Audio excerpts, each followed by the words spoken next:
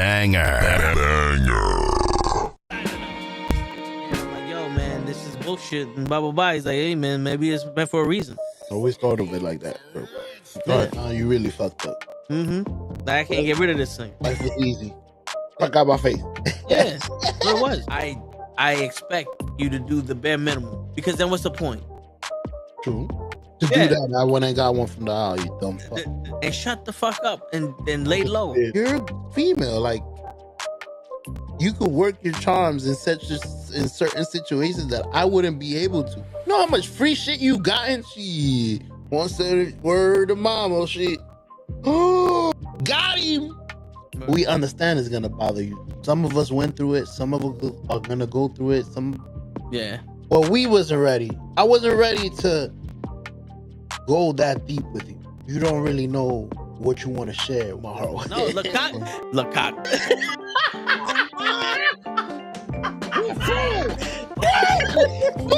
Send hook, send cock. I do not agree with these. Word. Get the fuck out of here and do a Sunday post. Get the fuck out of here. Yeah. Get the fuck out of here. Get the fuck out of here. We don't want you here, asshole. Get the fuck out of here. Don't you come back.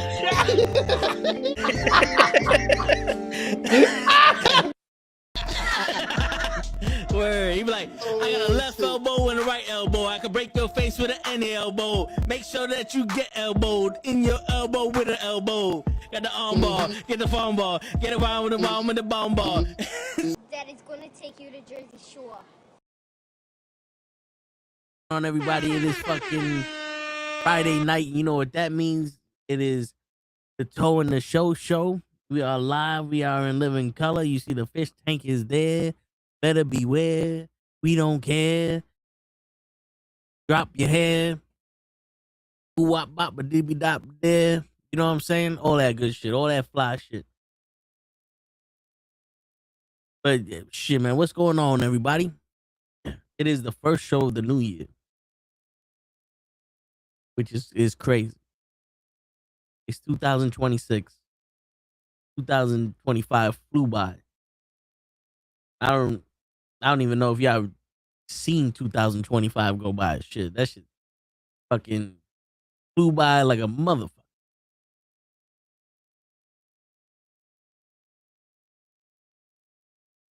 Shit, man. Is it me, or does it feel like these holidays are being less and less meaningful? Like, it's almost just like now we just got another day. You know what I'm saying? It's just another day that just passed by. Like New Year's Day is just another day. Christmas don't seem like Christmas no more. Like, I don't know. To me, it just don't have that gravitas. You know? Before, it used to be exciting. Like, you used to go around and like, yo, I got this stuff for these people, and you know, I'd be mad thoughtful. Now it's like, oh, shit just creeped up on us, and we're so busy worrying about other shit that it became unimportant. Anybody else feel like that? You know, it could be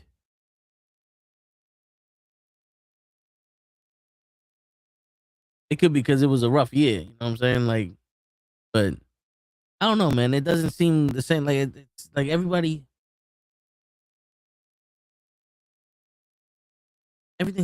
feels like it's on edge. You know, like we're just going through the motion.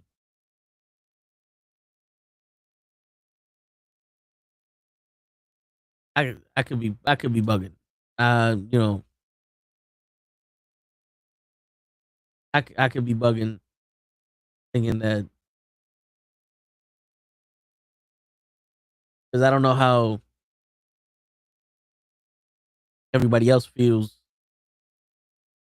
about the holidays and shit. Like even like Thanksgiving, my favorite holiday, and I don't know, this year just didn't feel the same. But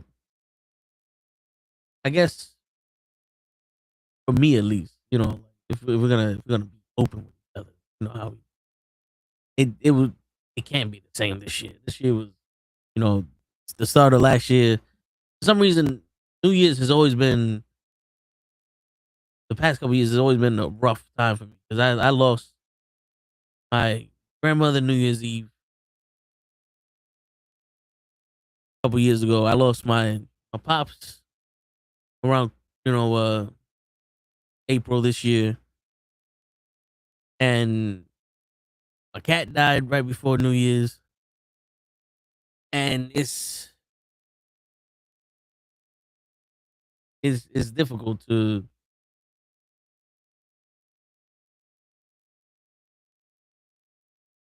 feel excited about stuff. You know what I'm saying? Like it's difficult to have that energy and excitement for things. Like you see yourself almost not allowing yourself to be too excited about.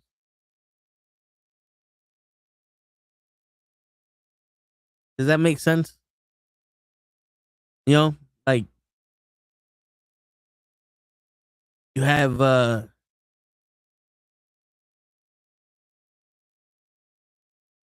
yeah, I mean that's the best way to describe it. Like you sit there, you talk to certain people, and one day, one second you're normal, another second you're just like empty. You have a hole inside, and there's not much that can fill it. And then you try to fill it with something, and you think that it's being filled with something, and then it's not. It's a temporary thing, or you get to the point where it's like, well, you don't allow yourself to allow that to fill you because you don't trust shit. You know what I'm saying? It's hard to trust people nowadays, and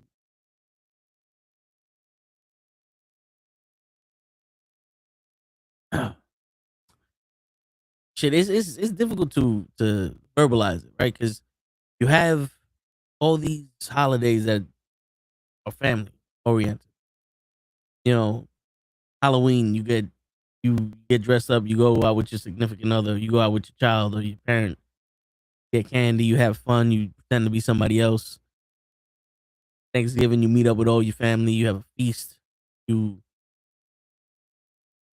you spend time with each other, and like Christmas, you exchange gifts with each other, you spend time with the family, it's it's a moment for you to have an excuse to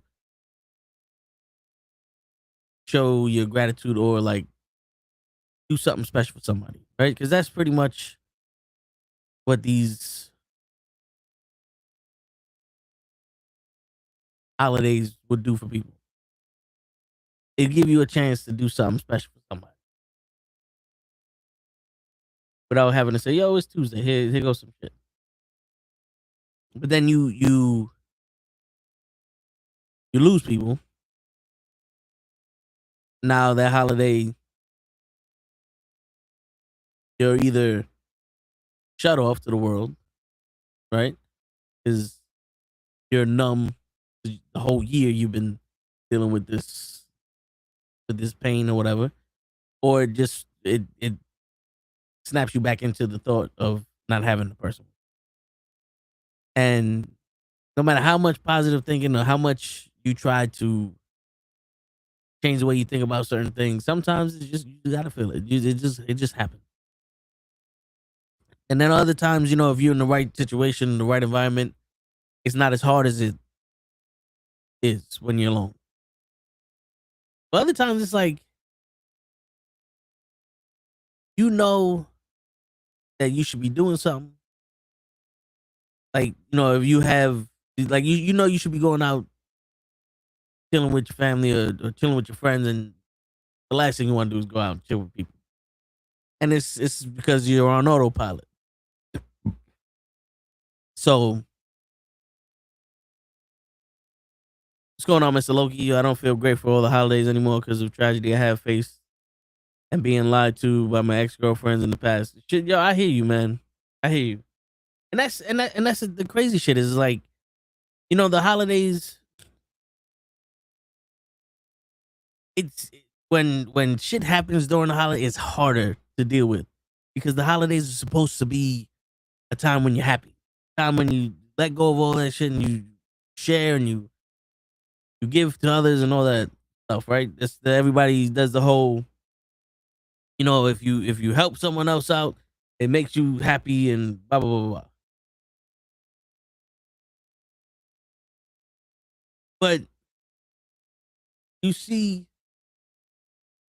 like I don't know about you, Mr. Loki, but sometimes you watch the movies or you watch this or you see other people's stuff and you're like, damn, I'm gonna be the only person that don't get what he wants for Christmas because it's impossible. And I know there's a lot of people that are going through the same shit that we going through, but at that moment, that's not your concern. You know what I'm saying? But I hear you, man, and that's the crazy shit too with like the ex girlfriends and being lied to and being used and all that. That makes that shit even worse because there's sometimes that you try to you put your effort into something, right? Whether it be something innocent or something that you want to pursue, and it doesn't turn out the way you want it to. Whether it be like I can't even be friends with people, or shit, it was just it may not have been that, but it feels like you just was using me until you found something better that you wanted, right? And the more that happens, the more you start feeling like, all right, well, I ain't never gonna be good enough. You know what I'm saying? And then you bring that attitude to the holidays. You over here like, yo, I'm gonna be alone forever. And I don't know about you, but there are times that I just accept it. Like, yeah, I'm gonna be alone. Like I know show convinced us not, but I'm like, yeah, I'm done. I'm good. Is you ever caught yourself? You're like, yo, right now I'm a little bit too happy. Because usually moments of happiness don't last long. So you start going, hold on, I'm a little bit too happy. What's happening? And then you start evaluating like, why am I happy? Because of this, and this. Oh, hold up. It's time for the protection over here. And you ever notice that you start pulling back from the shit that makes you happy? And then you start wondering like, was it me? Who fucked this up? Or did it naturally get fucked up? Or what if I would have just played, continued to do what I was doing? Would that have been a sucker? Like, yo, I don't know if you ever felt that way, but sometimes you're like, yo, I don't know. It's like right now is about the time that it's like, all right, just getting a little bit too, I'm getting a little bit too comfortable. How it goes that one thing all of a sudden. Well, this, that, and the third, and then gone. You know what I'm saying? So it's like I always had that shit where something happens and it's like, oh, you got a little bit too comfortable, or you had a little bit too much money. Here goes something to fuck up your day. All right, this year I had a mental breakdown on Christmas because of the death of my aunt and being ghosted by a female coworker I wanted to date, and see the same coworker on Monday not even recognize me. Jesus. Sorry for the loss of your aunt. Like I mentioned earlier, I lost my pops this year, and going through these holidays without your loved ones is difficult. and I can only imagine how close you were to your to your aunt. So, you know,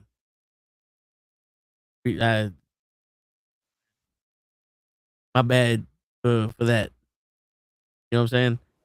What's going on, Hutch? Yo, what up, Toe?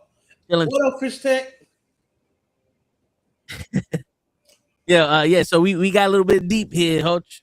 Uh-oh. We was talking about the holidays and how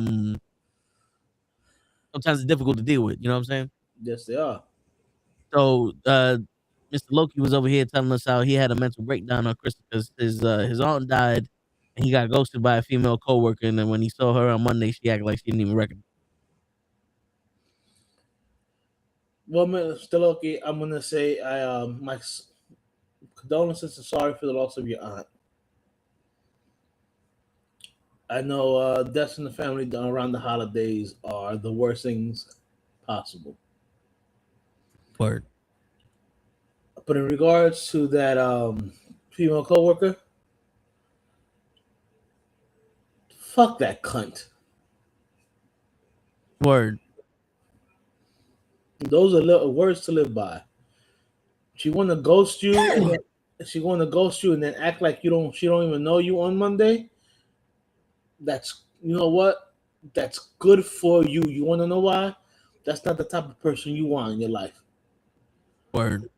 Now, when you make it good, and you got your shit going, and she try to slither her way, because that's what she's gonna do. She's gonna try to slither her way back to you. Don't even waste your time. When she says something, you go, yo, somebody said something? Be like the New Day. Who? Yeah, fuck her. Word. She did you a favor. Fucking Remember, people, when people show you who they are, believe them.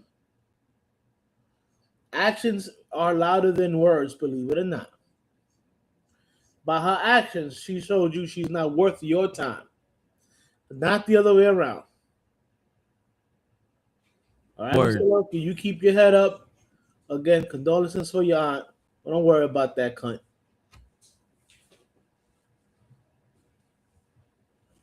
Yeah, for real, man.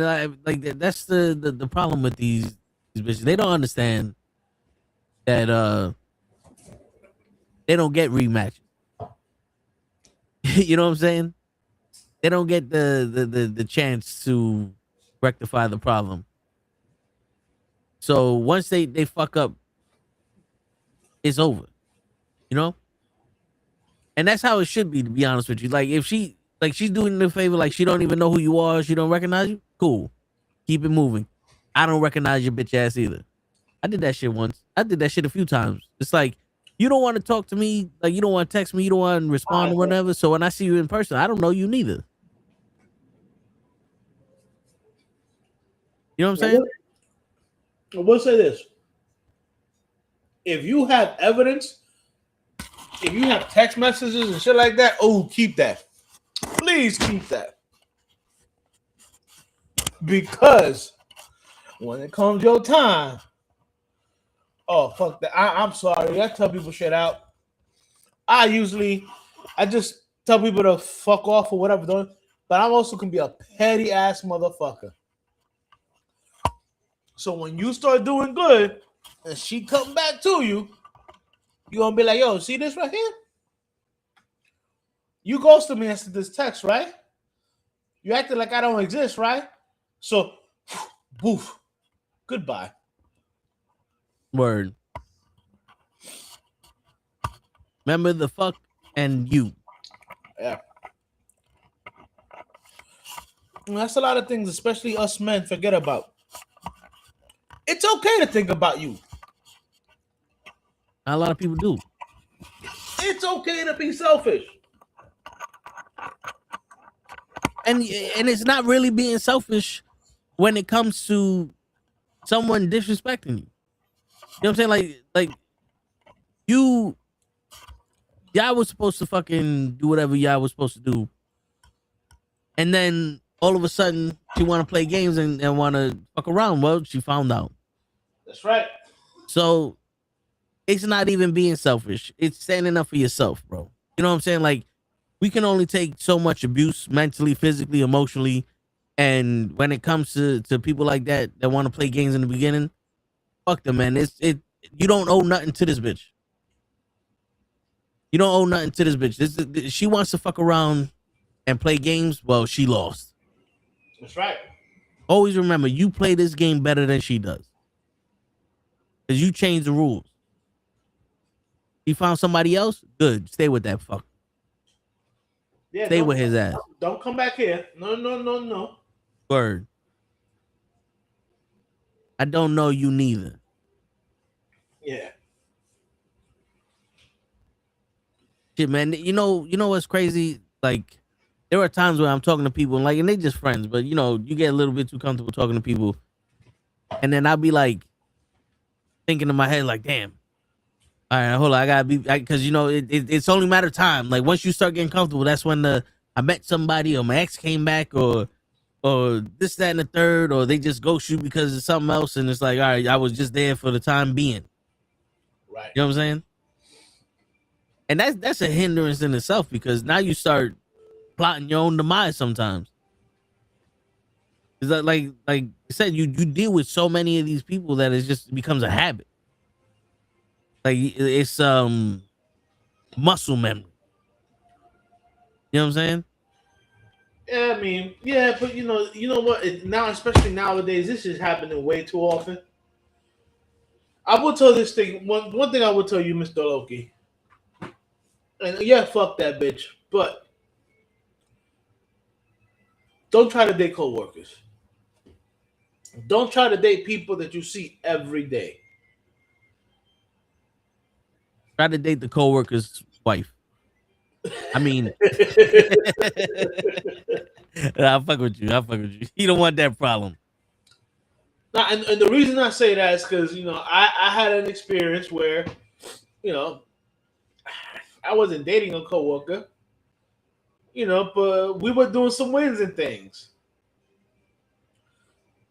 Hey, that's something strange for a little change. I got you. That's right. And after I stopped, it got kind of awkward because she got a new man, and her new man, his mother ended up working where we were working at.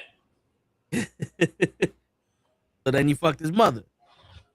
I would have, but I actually ended up leaving that job. But anytime I visited, it was awkward. Yeah. You know what I'm saying? Because somebody let it slip that the girl that was dating her son was sucking my dick in the office. Shit. And then I fucked a couple of times. So it was kind of awkward because she would look at me and she'd be like, oh, I don't like her. I don't want her to be dating my son, but my son like her a lot. And I kind of told her, well, your son's a simp. But that was before the word simp was around. Yeah. And she was like, why? I said, because he wants to have a relationship with a woman that already has 3 kids. Now, luckily, she had 3 kids with one baby father. It wasn't 3 kids by 3 different baby fathers. It was one. But she got 3 kids. Yeah. Hutch, want to hear something crazy, Hutch? Go ahead. When I was a younger man. Whoa. Stop. You're a young man now. That's when I was your younger self. Yeah, when I was a younger version of myself, thinking I was a man, I had 2 fell for a chick that had 3 kids. Luckily for me, she was a succubus, so I didn't go nowhere. But it's like, I get it, and for people who've been in that situation, sometimes shit happens. You know what I'm saying? Sometimes you just find yourself in a fucked up situation. But in reality, it's true what you're saying. Like, she, like, she at the dealership time and time again, talking about the sale. This is the sale of the month. Bro, not for nothing. Every time I would visit my old job, the coworker that I was fucking would get all nervous and shit, and you can see it in the way she was acting. Mm. Now, mind you, this was a retail store, a cigar store, so you can smoke in the store. So sometimes I would go there, visit. You know, my manager, the woman who managed her loved me, so she would give me cigars for free. Yeah. Even without me buying, but like I would buy a couple and she would give me some for free. Okay. So I would spark up in the store. Her job was a cashier. I'd be all the way in the back. Why she all the way in the back with me? Mm. You know what I'm saying? And homegirl's mom used to peep that. Yo, this nigga sent me a message on IG. On IG, you know, and acted like, yo, bro, I don't know what the fuck you talking about. I ain't never fucked that bitch. So whatever. But then I hit that bitch up. I was like, yo, you better tell this boy that I'm not the one. I was like, I don't know what the fuck he heard or whatever. You know, and she was like, nah, he told me he did that, and I told him, what the fuck are you doing? You know, yo, he's not the one. And I'm like, yeah, I'm not the one. Because, you know, I was this close after that message to going back there and, you know, talking to his moms and banging his moms. I mean, his mom had a fat ass. I ain't gonna fucking lie. Yeah. No. And I know what you mean by fat ass, so I know that shit had to be true. Yeah. You know what I'm saying? You know what I'm saying? And she had what is a natural big fat Puerto Rican ass. Mm. All right. And I was like, yeah, I know he don't want me to try to, you know, go fuck his mom, because I ended up fucking his mom and end up going into his house.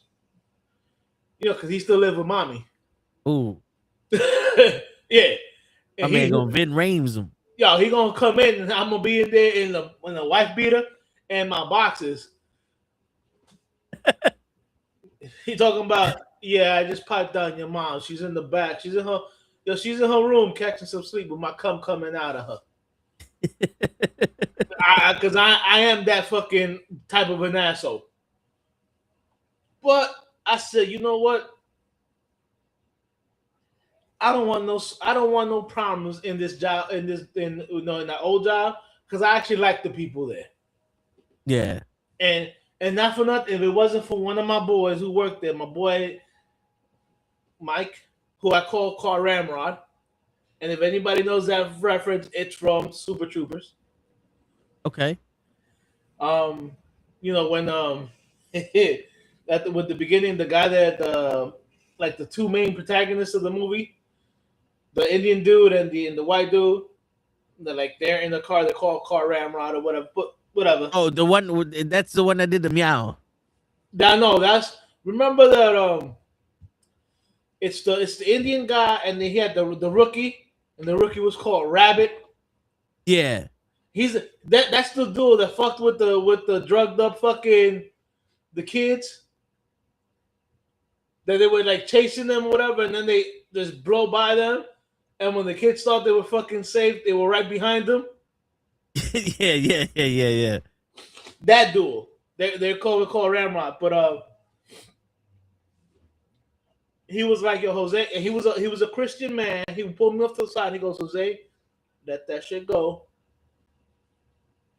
Do it for me. Trust me. I know why I'm telling you. And he was a dude I respected. So I said, you know what, Mike? You're right. I won't do the dirt that I'm thinking of doing. He goes, yeah, because I know you. I know what you're thinking.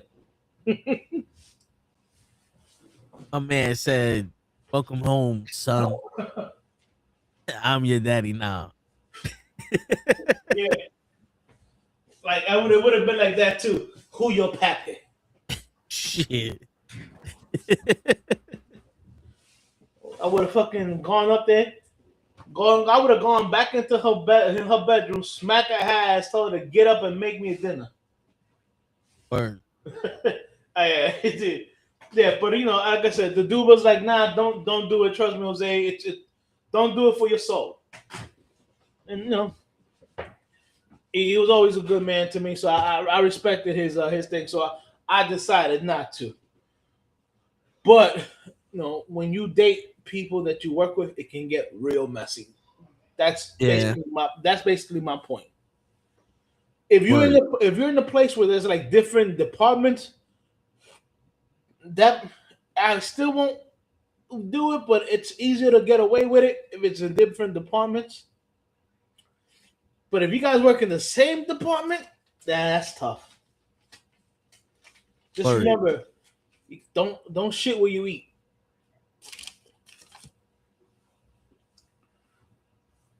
And I know a brother of mine would have said, "Shit, fuck that. I'm a fuck where I eat." And you know who you are. Yep. I think I know who he is. You know what I'm saying? But yeah, man, don't shit where you eat, bro. Mr. Loki, you're probably better off. Something better, much better is gonna come along. Word. And you know what the crazy shit is? Like, my attitude back in the day was when shit like that happened, good.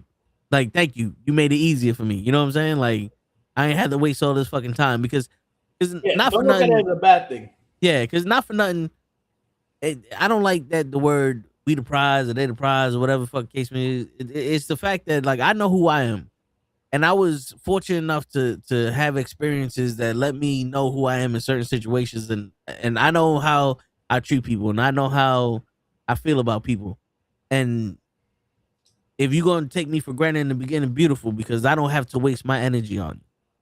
Because that's the worst part is when you start, getting comfortable and being who you really are. It's like, this is who I am, and then they start fucking with you. It's like, damn.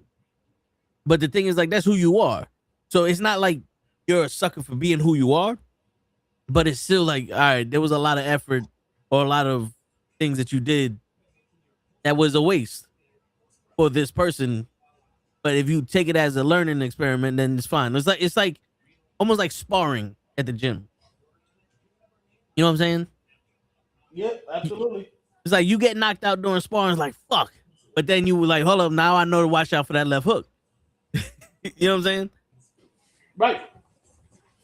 So remind yourself, keep your hand up. Yeah. So sometimes it's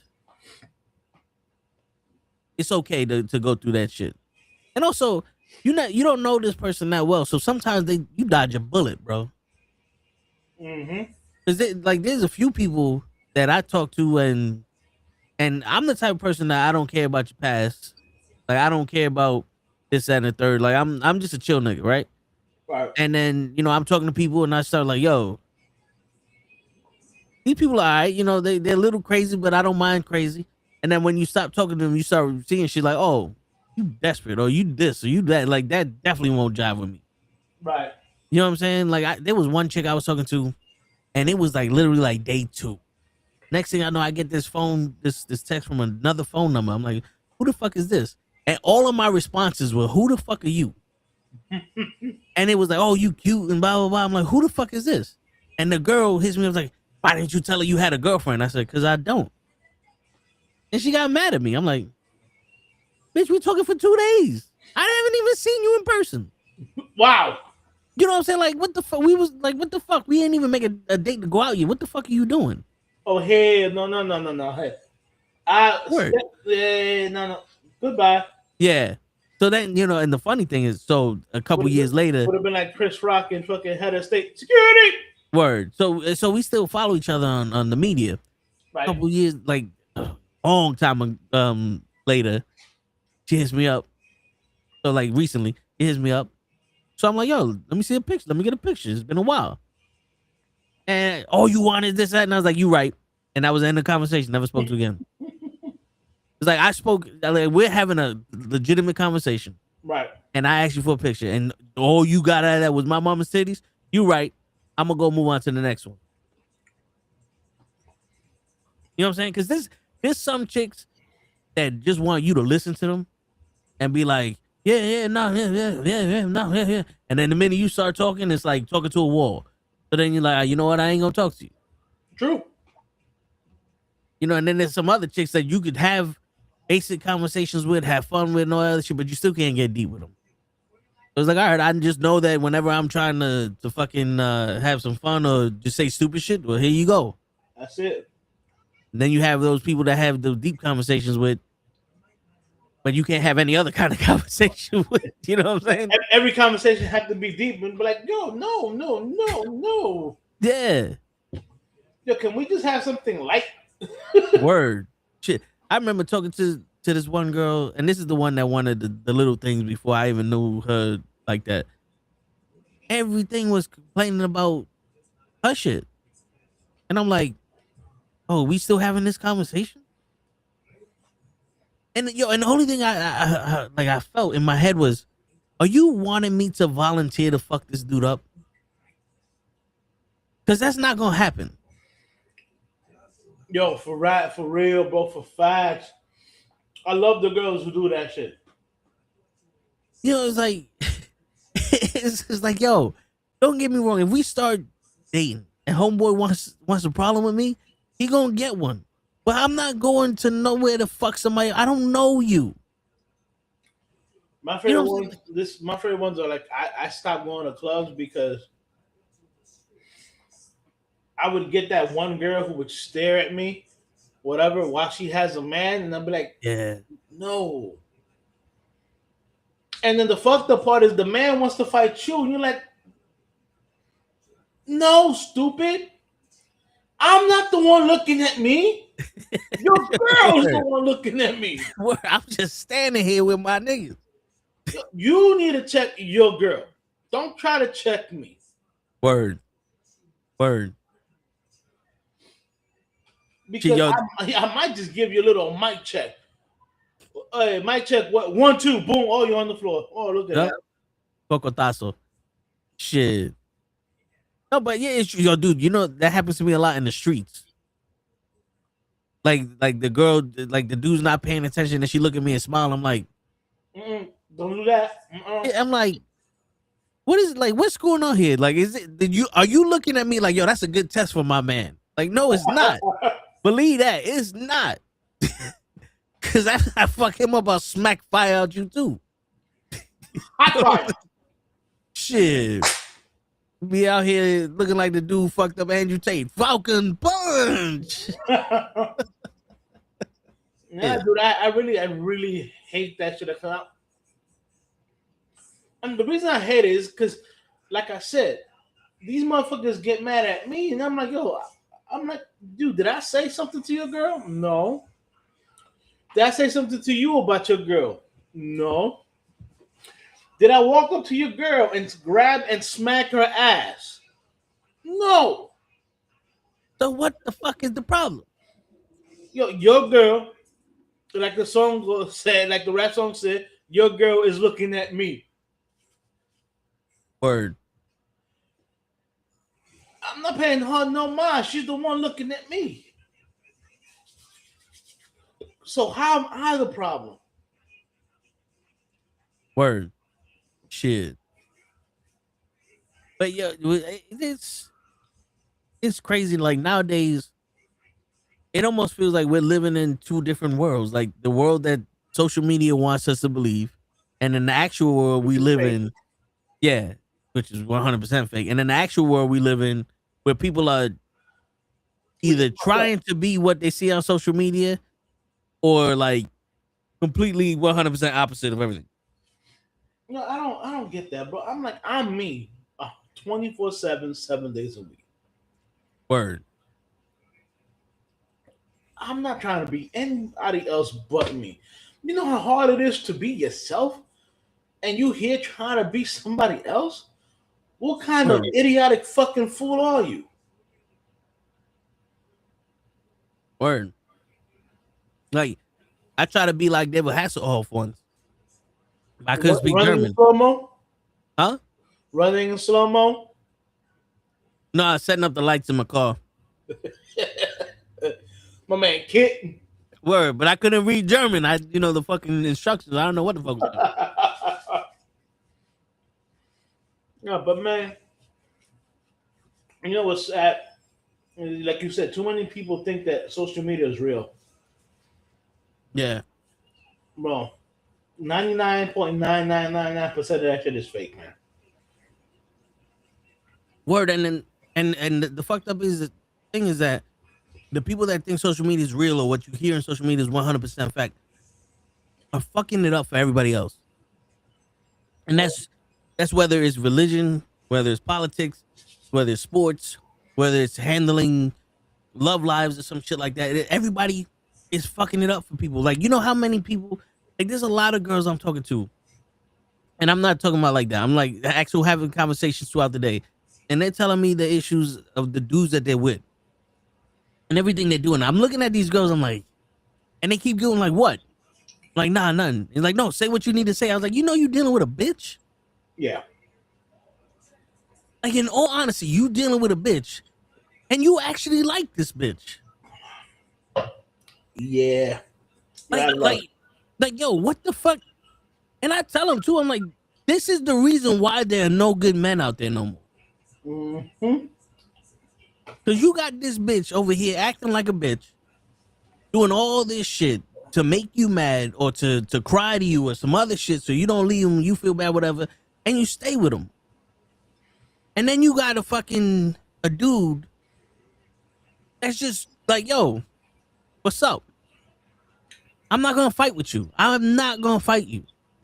What's the problem? You don't know what you wanna eat? Cool. Or you wanna chill? No, all right, whatever. The answer, the word no means no to us. You know what I'm saying? Like I like is people like, why would you lie? And why would you try to change people? Like I never understood that whole I gotta set dominance and set rules and shit. I told this one chick, I said, yo, first off, if the motherfucker just opened up his mouth and said, listen, this is the situation, there would have been no argument. Right. And I don't know why my man is over here trying to play you, because you a cool chick. Right. Like, in all honesty, if this motherfucker just was honest and let you know what it was about, he would have had one of the downest chicks in the world. But you know what? Like, I hear you on that one, but the fucked up part is those same girls complaining about those same guys are picking those guys. Yeah. Over dude that is just chill. Yeah. And that's right there is also a problem. Yeah. That is a major issue, because it got to the point where, you know how when you sit there and you go, yo, what's your purpose in life? Right? I never knew what it was, but for some reason I feel like my purpose in life now is to show people what it actually means to be genuine. You know what I'm saying? Right. Because you have so many fake fucking people that it's like, no, I told you if you need something, I got you. You need something, here you go. I'm not asking questions. Yo, dude, my friends, some of my female friends, like, I guess they see how serious I am, so they want to, like, be serious. So there was a couple of them that they asked for money, whatever. I give them some money. Then they show me proof on what they bought. I'm like, you don't need to do that. Like, it's okay. Right. If you ask for the money and you spent it on something else, that's fine. I had it to give. You know what I'm saying? If you needed it for that, do you? But right. They're like, no, I just want to let you know that I'm like, yo, that's fine. It's so good. Like, you see, there are men out here that are willing to just be like, yo, you my friend. Right. You need something? I got you. I'm not doing this to impress you or like, yo, what's good, man? Let me buy you lunch. Let me do this. Try to fuck you later. Yeah, everything I do does not come with a return receipt. You know what I'm saying? Because that's one of my favorite ones. Oh, you just do that because you're trying to fuck. Like, no, I would love to fuck, but I ain't doing this to fuck. Believe you me, I would have talked myself out of it if it was do this and then try to fuck her. Nah. I would rather just be like, do you want to fuck? Yes or no? All right, cool. I saved myself $40. You know what I'm saying? But it's crazy how you got these dudes. It's like, yo, now that you my woman, you can't wear pants, or you can't wear this, or you got to wear a shirt over this, or you know, I don't want you talking to these niggas. Or I don't want you talking to that. And I'm like, not for nothing. If that's who she was before you got together with her, you gotta accept her. That's how she is now.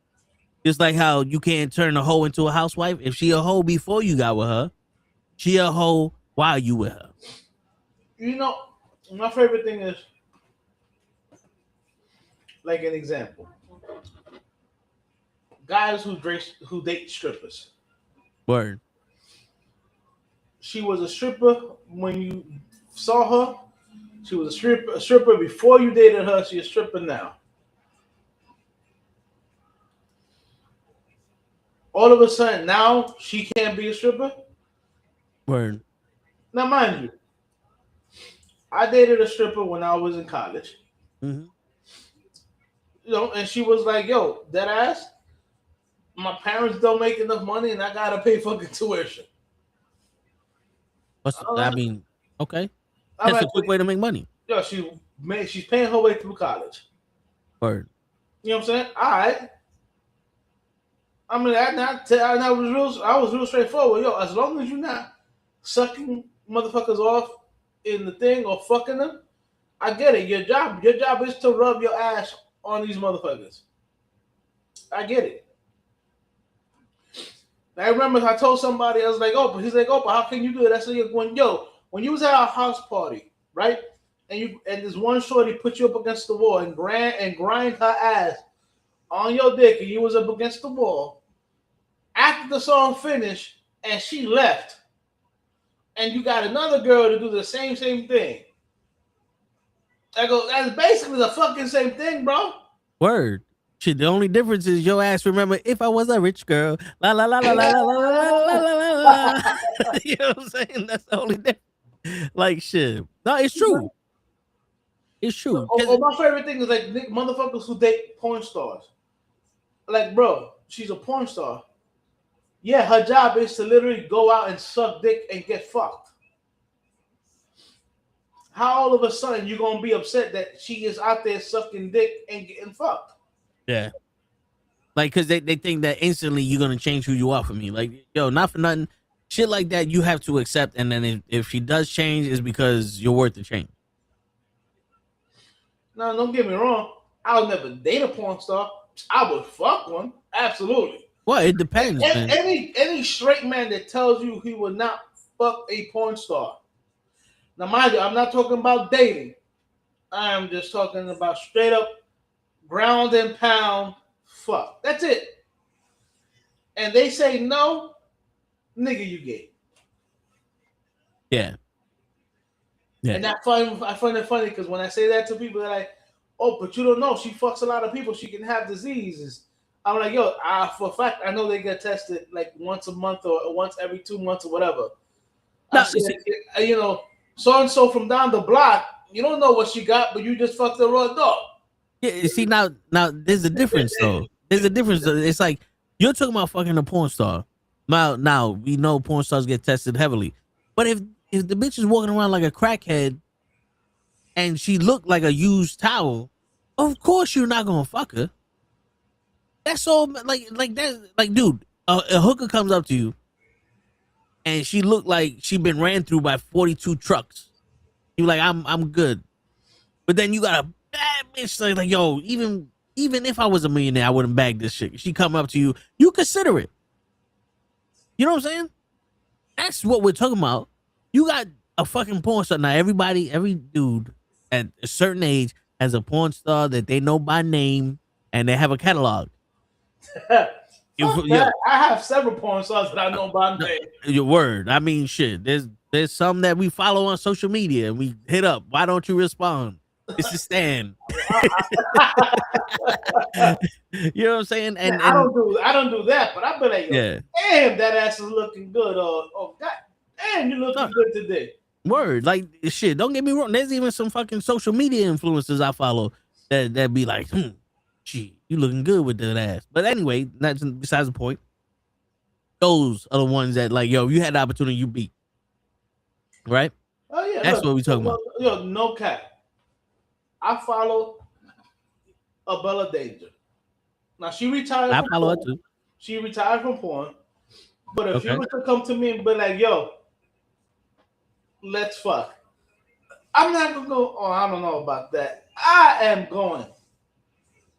shit, you Okay.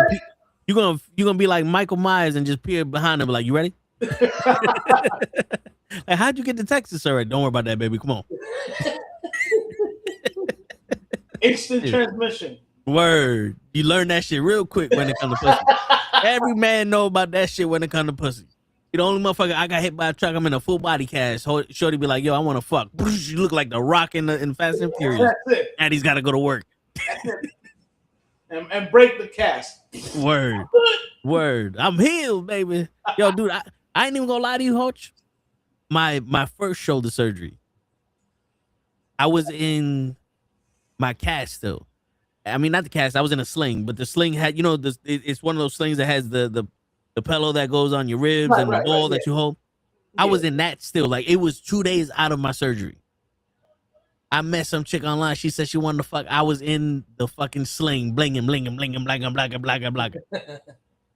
It was painful as fuck, Coach, but I was there doing my due diligence.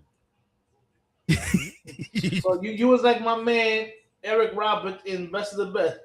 Pop it back in. Pop Word. it back in. Word. I gotta go out there.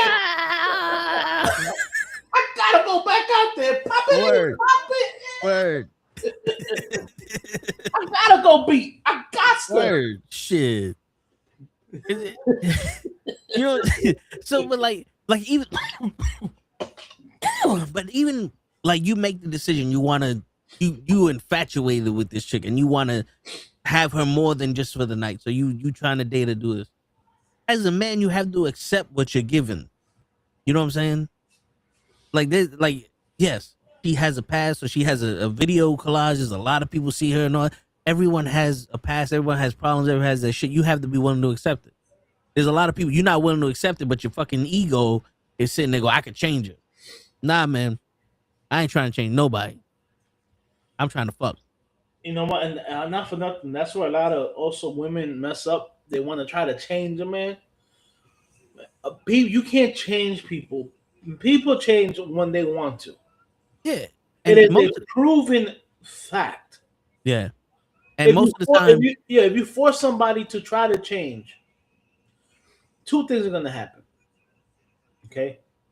Either you're going to fail miserably and they're going to break up with you, or they're going to act like they change and do all that dirt shit behind you. Yeah. And then when you find out, you're going to be heartbroken and then you're going to break up. And another thing, when they do change, it's for the next person. That's usually the way it works. Yeah. Like every time I watch a lot of videos, and I love the if he would, he could, like shit like that. Like the girl saying, if he really wanted you, if he really want to, he would. Yeah. And I'm like, no, because some men really want to, but they know that no matter what they do, it's pointless. It's pointless. What? Why do I hear Hoach voice? It's not Wednesday. He gonna come in here and he's gonna talk about the damn Giants. That's only on Wednesdays, asshole. Yeah, and you late. Damn it. My bad. Shit. I'm talking too much. Yeah. Word. Let me have to go over there and DDT your ass. Which one though? You gonna Jake the Snake? Of course. It's either gonna be that or Arn Anderson. That's it. Hutch is a historian when it comes to wrestling. Like Jake the Snake or Arn Anderson or other DDTs. Those are the only two ones. Raven's even flow DDT. Yeah. Those are the three right there. Word. Which one used to do the DDT where he used to hold you from the underwears? Like he used to put the arm and hold you in the underwears? Edge. Oh no, Finn Balor does that also, but he does like a reverse shit. He goes out with the 1847 or something like that. No, you talking about like you put your hand behind your back and holds your tights? Yeah. Andrade. Gotcha. No, you talking about like a brain buster without doing the suplex, or you talking about like a Russian leg sweep? Like they do the DDT, but they put your like instead of like smacking your back, they like grab Yeah. your outdoor or your outside arm and put it behind your back. Yeah. Oh, the arm They wrench DDT. Yeah, yeah. they If you lift you. They look up basically lift you. Andrade's DDT, I think I'm pretty sure he does it. Okay. Or the butterfly DDT. It's like a pedigree, but a DDT. There you go. No, Is that what you talking about? no, Joe's like, no. I don't know what anything you talking about, but it sound good. No, I thought you was telling me the name of it. He got it right. The move. I thought it was Okay. the name. It's not Ah. the butterfly. No, No, it's the like an butterfly. arm wrench DDT or something. Yeah, no, the I'm like, butterfly DDT is what it looks like a pedigree, but it's actually a DDT. it's what Dean Ambrose and Cactus Jack used to do. Cactus Jack. There you go. That's the one I was looking No, for. but see, you're confused because Cactus Jack does that as a power driver. No, well, Wait a He minute. does the power driver and grabs your pants and like leans back and power drivers that way. He Well, imagine that as a DDT where he grabs your underwears to lift your bottom leg, your legs off of, under you as he's dropping back. He's basically So that's dropping you Edge. straight into your head. that was Raven. That was Raven / Edge DDT. That's the one. That's the DDT Edge stole from Raven. There you go. That's the one I mean. He's literally like, I'm gonna lift your underwear so your legs will come from under you as I'm dropping you right on your fucking head. Word. Give me a second. But Joe, we was talking about women. Oh shit, what just happened? He just shut shit off, Yeah, talking Drew about McIntyre women too, yeah. and left. I'll be right back, Show. Shut up. We talking about women. Tell them how much you hate them. Damn. Why you hate women, Show? Drew McIntyre come out and he disappears. Damn it. This damn toe. Talking about women. What women are we talking about? We talking about women in general? We talking about women wrestling? What we do? Women in general. All right. So what y'all want to know? What's the topic at hand? What do you mean? What we want to know, bro? Come on now. Basically, we were. Mr. Loki said that one of his co-workers, ghosted him over the holidays, and then did acted like he didn't know her, like she didn't know him. You know what I'm saying? So we was like, "Yo, how women do stupid shit like that?" And they also give the chances to the jerks, and then they expect everybody to do something. And if you're nice to them, they expect you. They think that you're nice to them because you want to fuck them. And most of the time it's correct, but let me tell you, I want to fuck before you guess it. I mean, that's not true. So if you have female friends that you do stuff for, you ain't trying to fuck them. That's crazy. I never had. You see, that's one thing I disagreed. I never had a female friend. I had one female friend ever, and that's as I'm growing. As you growing up, you don't know. So you're able to have a female friend like in high school and junior high school stuff like that. But I never thought you could really like meet a person after you're an adult, like a regular person. Yo, you cool. You want to go out to eat and just be friends. Like, nah, we just eating, we chilling, we just like with no care. Like, I'm not trying to get her pants. I'm not trying to get I anything. got female friends like that. But did you meet him now as an adult? After I was an adult, yeah. That's crazy. I never thought like how does that work? Like how do you meet somebody that you analyze? I'm not really attracted to you, but you would be a dope friend. Like, how does it get to that? Because there are some times that you speak to people and you start realizing that this person is more valuable to me as a friend than as somebody that I might want to fuck, or just like you don't even see him that way because it's almost like you got another nigga with you. You know what I'm saying? True.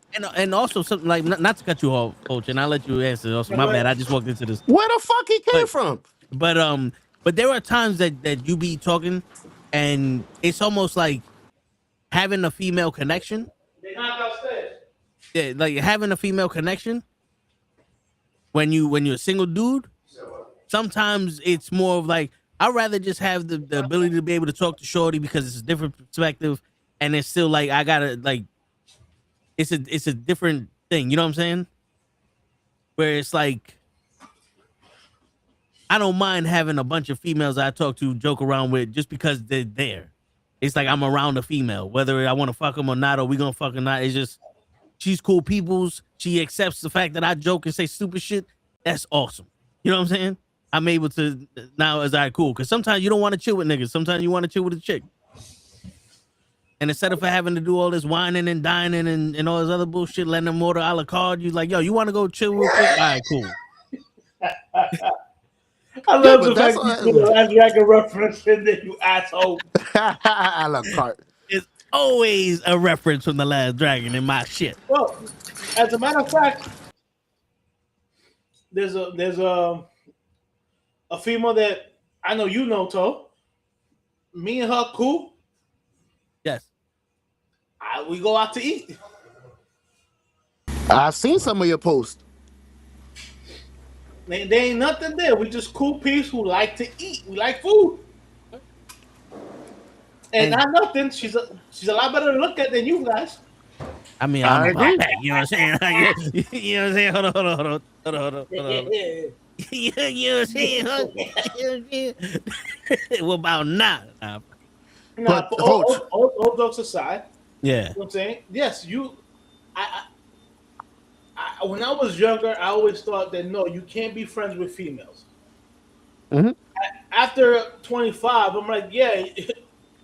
I mean, there's people that you just connect with and you're cool with that you have no interest in fucking. How do you? And just because they're female, I'm not going to be friends with them. That's a little kid shit. Because also they're like let's not get it twisted. Sometimes in the beginning of the relationship, you say some slick shit, and then they shut it down. But it's like, oh, all right, this isn't. I'm not in Pow Pow land forever. All right, cool. It's like you know what I'm saying, like because you know how sometimes you say something to a girl like, oh, you looking beautiful today, and then they just kill the whole vibe, and it's like, all right, well, we can never talk again. Like, because now you just made it seem like I'm a fucking predator or whatever. But then you have other girls like, yo, relax. You're like, oh, all right, all right, I get the tempo here. I get it. Like, you cool with me. You like how I am as a friend. All right, cool. That's where we at. Cool. You know what I'm saying? Sometimes you got to dip the toe and be like, all right, the temperature is this.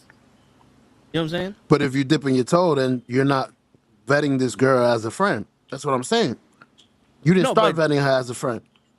But like even naturally, you're like me and her natural flirts. Yes. We dip in the toe with everybody. There's a girl in the store right now that don't know I'm flirting with her. She buying fucking Cheetos or something, and I'm flirting with her right now. She just don't know because she ain't watching the fucking podcast. That fucking bitch. Hold on, let me. Bitch. No, but you know. Look, I met this chick from another chick that me and Lance cool with. She came around. I was like, yo, she's cool people. She's a Yankee fan, she's a Giant fan, and she's a foodie. All right, cool. I'm a Giants fan. I'm a Yankee fan. I love to eat. We can be friends. There you go. Oh, shit, my bad. No, I got you. You don't need to try to fuck everything that is put in front of you. I mean, you could think about it though. Listen, man. That's what I'm trying to get at. Like at the beginning, you don't really, when you vet a woman or you see her. Not sometimes, because sometimes you meet her and she's already with with a friend of yours. Yeah, that's true. So you already know think about it that way. Yeah, right? Yeah. And just because you know that relationship don't work out or whatever, but you found out the homegirl is cool peoples. You know what I'm saying? Word. You can still have that person in your life. You know, you're not disrespecting your boy because you're not trying to fuck. You know what I'm saying? How does your relationship survive with your boy though?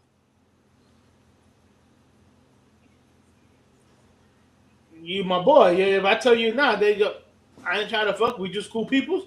That should be the end of it. I don't want that bitch around me. But she's not around you. True. She's not around you. And when she is, I'm not gonna call you, fool. You good. That's on him. Bro, at the end of the day, I'm a grown ass man. You are not gonna tell me who I can't be friends with. You know, there's something called boundaries. Yeah, I can have my boundaries with her, and I can have my boundaries with you. It's simple as that.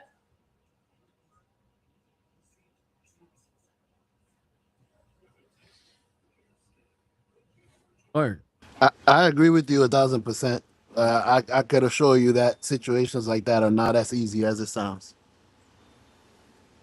It's a lot more complicated. The situation as what? Well, you got Like to be with honest with. Being friends with a friend, or being friends with a girl, or being being friends with a girl friends, that used to be your boys, and they're not longer together. correct. Because I've been through something like that. So I understand.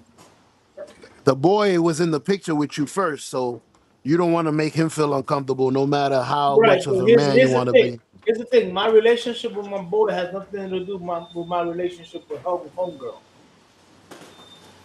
But he's not going to see it that way. He already sees it that way. So there is no problem.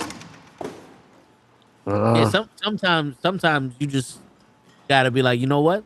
Whose friendship is stronger? Yeah, that's what I'm saying.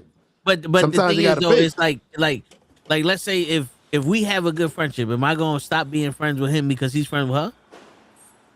You know what I'm saying? It's like, so what's gonna Hell happen? no. I'm gonna lose one of my friends because he decided to be friends with somebody else. Like that, Yeah, you know, like I get what you're saying, show, but like when you really think about it, it's like, yo, unless homeboy, even if he starts bringing her around, they start dating, it's like, yo, that's his life. You feel I me? agree with Like, you. I agree with you.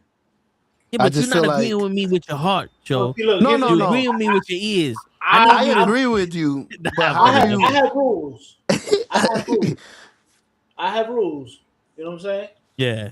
I don't pursue any woman that was with my boys. Yeah, bro code. You know what I'm saying? The only time I would do that if bro goes, nah, dude, you'll go ahead. If she allows you to smash, smash. So you're telling me that if Tiffany Stratton or Stephanie McCord I knew you sent were me going deep, there. and then they came up to you and said, "Oh, you looking kind of cute," you wouldn't be on some yo toe. My And they were bad, with you? And they huh? were with you? They were with me before, and they came up to you like, "Yo, you kind of cute, Hutch. You wouldn't be on some. You wouldn't do the my bad toe, and then do what you need to do." I would be like, yo, toe, bro. I got a situation here. Now, granted, I'm just saying we fuck. It's not like that. My girl and ass. You know what I'm saying?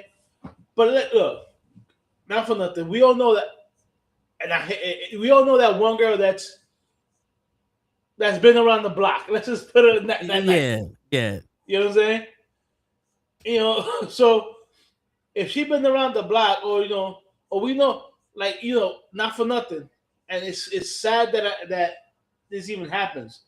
There are girls that get passed around in a group of guys. Yep. You know what I'm saying? Yeah. So if it's that girl, ain't nobody gonna tell me not to smash because everybody else can smash. You know what I Word. mean? It's my turn. Yeah, it's Brucey's time to shine. Word. Yeah, for real. Shit. You know what I'm saying? But dead ass, if that was like if that was your wifey, I'm not touching. Yeah. There are level of there's levels to this shit. If you ever call that girl wifey, I'm not touching. That's it. What if I called the wifey and she wasn't wifey? Like, Trish Stratus was wifey to me when in my high school days.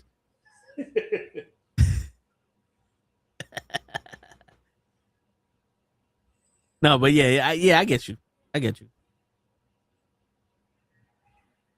And sometimes you got that group of people that are group of people. Like, I know this one chick, like my boy's ex-girlfriend, her friend will be around the group. And then one time that my boy and his girl got into a fight, and she texts me and she's like, this is the girl's friend, not my boy's girl. The girl's friend texted me, was like, "Oh, we can't be friends because these two are not dating." I said, "No, we can't be friends because you a bitch." And I was like, "Delete my number."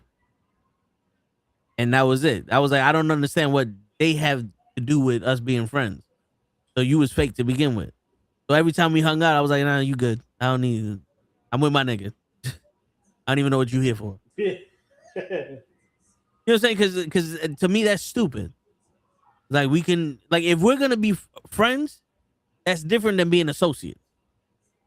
Like because there's people like, all right, I get it. She's only around because of her. I'm only around because of him. We don't vibe, but we put up with each other because that's her people, it's my people. You know what I'm saying? So I'm not expecting to be your friend after this shit. So when they done, sayonara. You feel me? But if you want to be all friend and all this other shit while we in the group, I do not accept fake application. No. There's no temporary application here. Yeah.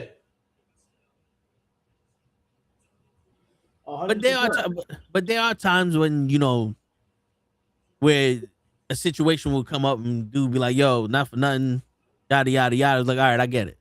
You gotta make the choice where it's like it's either my boy or it's this, and I got too much of a connection with my boy. We've been through too much shit for the, you know what I'm saying? That's the situation I've been through. But you know what though? Whoever gave you that ultimatum is the person that you need to be out your life, because at the end of the day, bro, like you my boy, you my brother. But that don't give you the right to tell me who I can be friends with. No, yeah. So and if you're telling me, yo, it's you gotta either pick me or that person, I'm gonna tell you straight out. I'm probably gonna pick you, but I'm gonna look at you different. Yeah. The thing was, it was like never like said, but it was like, all right, I understand this, because the situation wasn't just flat out like, oh, we friends and they friends and you asked me to stop being friends. It was like, there's a lot of shit going on here. Yeah. Like there's a lot of shit going on here. There's a lot of moving wheels, and my gear in this engine is very small. So let me step away from this. That's my nigga. You handle your business. I'm gonna do it, because it's not like it's like, all right, cool. I know this person. I talk to this person. That's fine. Ain't nothing else happening. Like my boy, on a scale from like 1 to 100 is 100, and then this person's like 10. So it's like, you know what? Let me go do my thing. You know what I'm saying? Like I'll step away from this.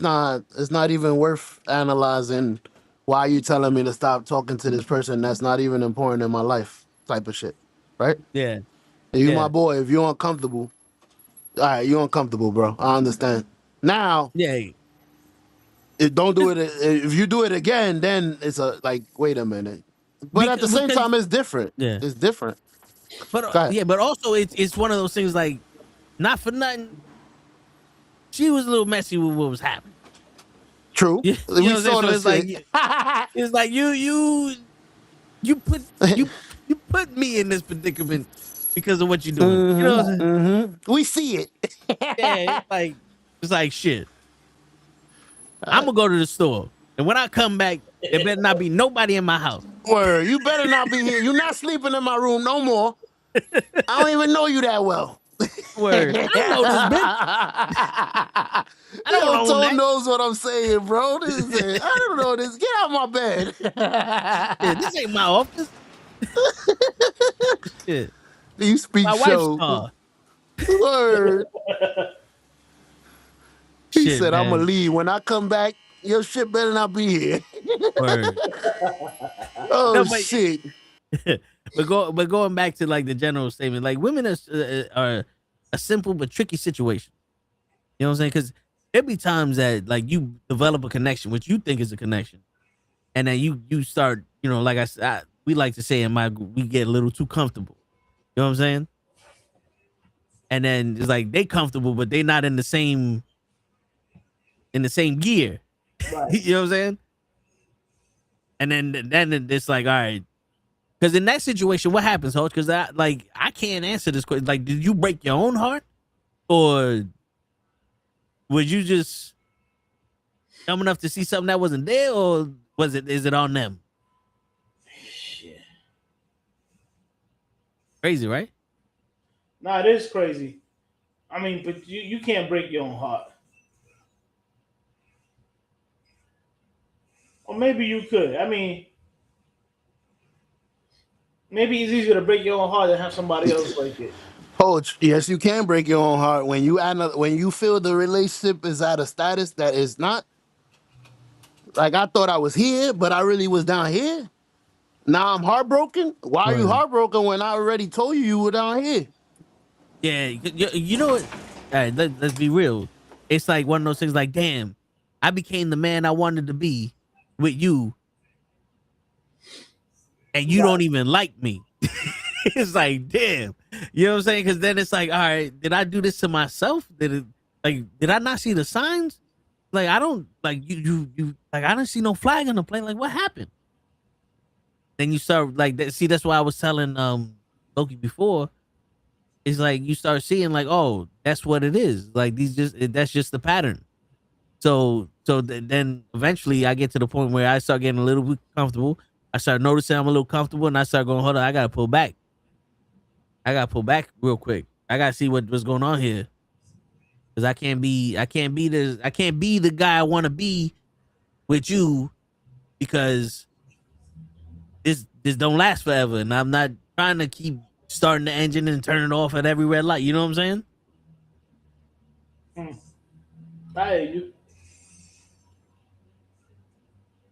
Because it gets to that point. Because I feel like most of the time, like I said, this is where I thought I was the person that had to teach people how to be genuine. Because it gets to the point where it's like, once I show you how a man's supposed to love you, you go out and look for that shit.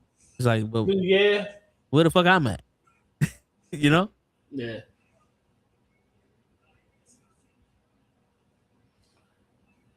Yeah, That's why.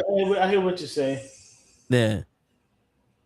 Is that then it gets to that point where it's like, all right, hold up, maybe you get a little bit too comfortable here. We're waiting for that call of, oh, I met this guy, or my ex came back, or they just don't talk to you no more because now you're seeing pictures of her with some other niggas. Like, oh, that's why we haven't spoken 3 weeks. We speak every day, but now I haven't seen you in 3 weeks. Right. And when, or my favorite, oh, we need to talk. Yeah. And then usually for me is we just stop speaking. Is that I do that whole, if I don't reach out, you don't talk to me. So I do the, all right, well, I don't need to reach out then. It's obviously. I don't understand that one. Yeah. I've never understood that one. You stop talking to me, so I reciprocated that and stop talking to you. And the next time you see me, you gonna ask me, "Oh, why did you stop talking to me?" Yeah. Like, you were the one that started talking. I texted you. You said nothing. I texted you again. You said nothing. So I stopped texting. Yep. Dude, I had that situation. All right. Back when I worked at the cigar store, I had a friend of mine who's dated this cute though. He was cool. He was from corporate, but he was real cool with me. He was dating this Cuban, and she loved me. She's like, "Oh, you'd be great for my sister."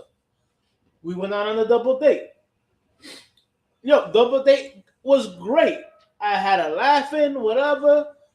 We walked her back to the car before they left. We kissed, you know what I'm saying? She gave me her number. I gave me her number. We were talking for like a week or two.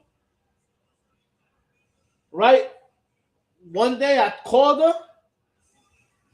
She didn't pick up. I left a message. Waited a whole day. She didn't call back.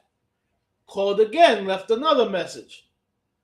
She ain't called back. I stopped calling. That's it. Fuck a 3 strike, 2 strikes. You ain't getting 3. You're not getting the sacrifice. You're not getting the satisfaction of me calling you a 3rd time. Yeah. Twice. That's it. Because if you ain't called me back, then it ain't important. Right. I hear you. I hear So here's the funny thing. Here's the funniest thing, right? you. That You know, year, Miss Kobe. yeah, that year, my company has a Christmas party. It's in Jersey, right? Yeah.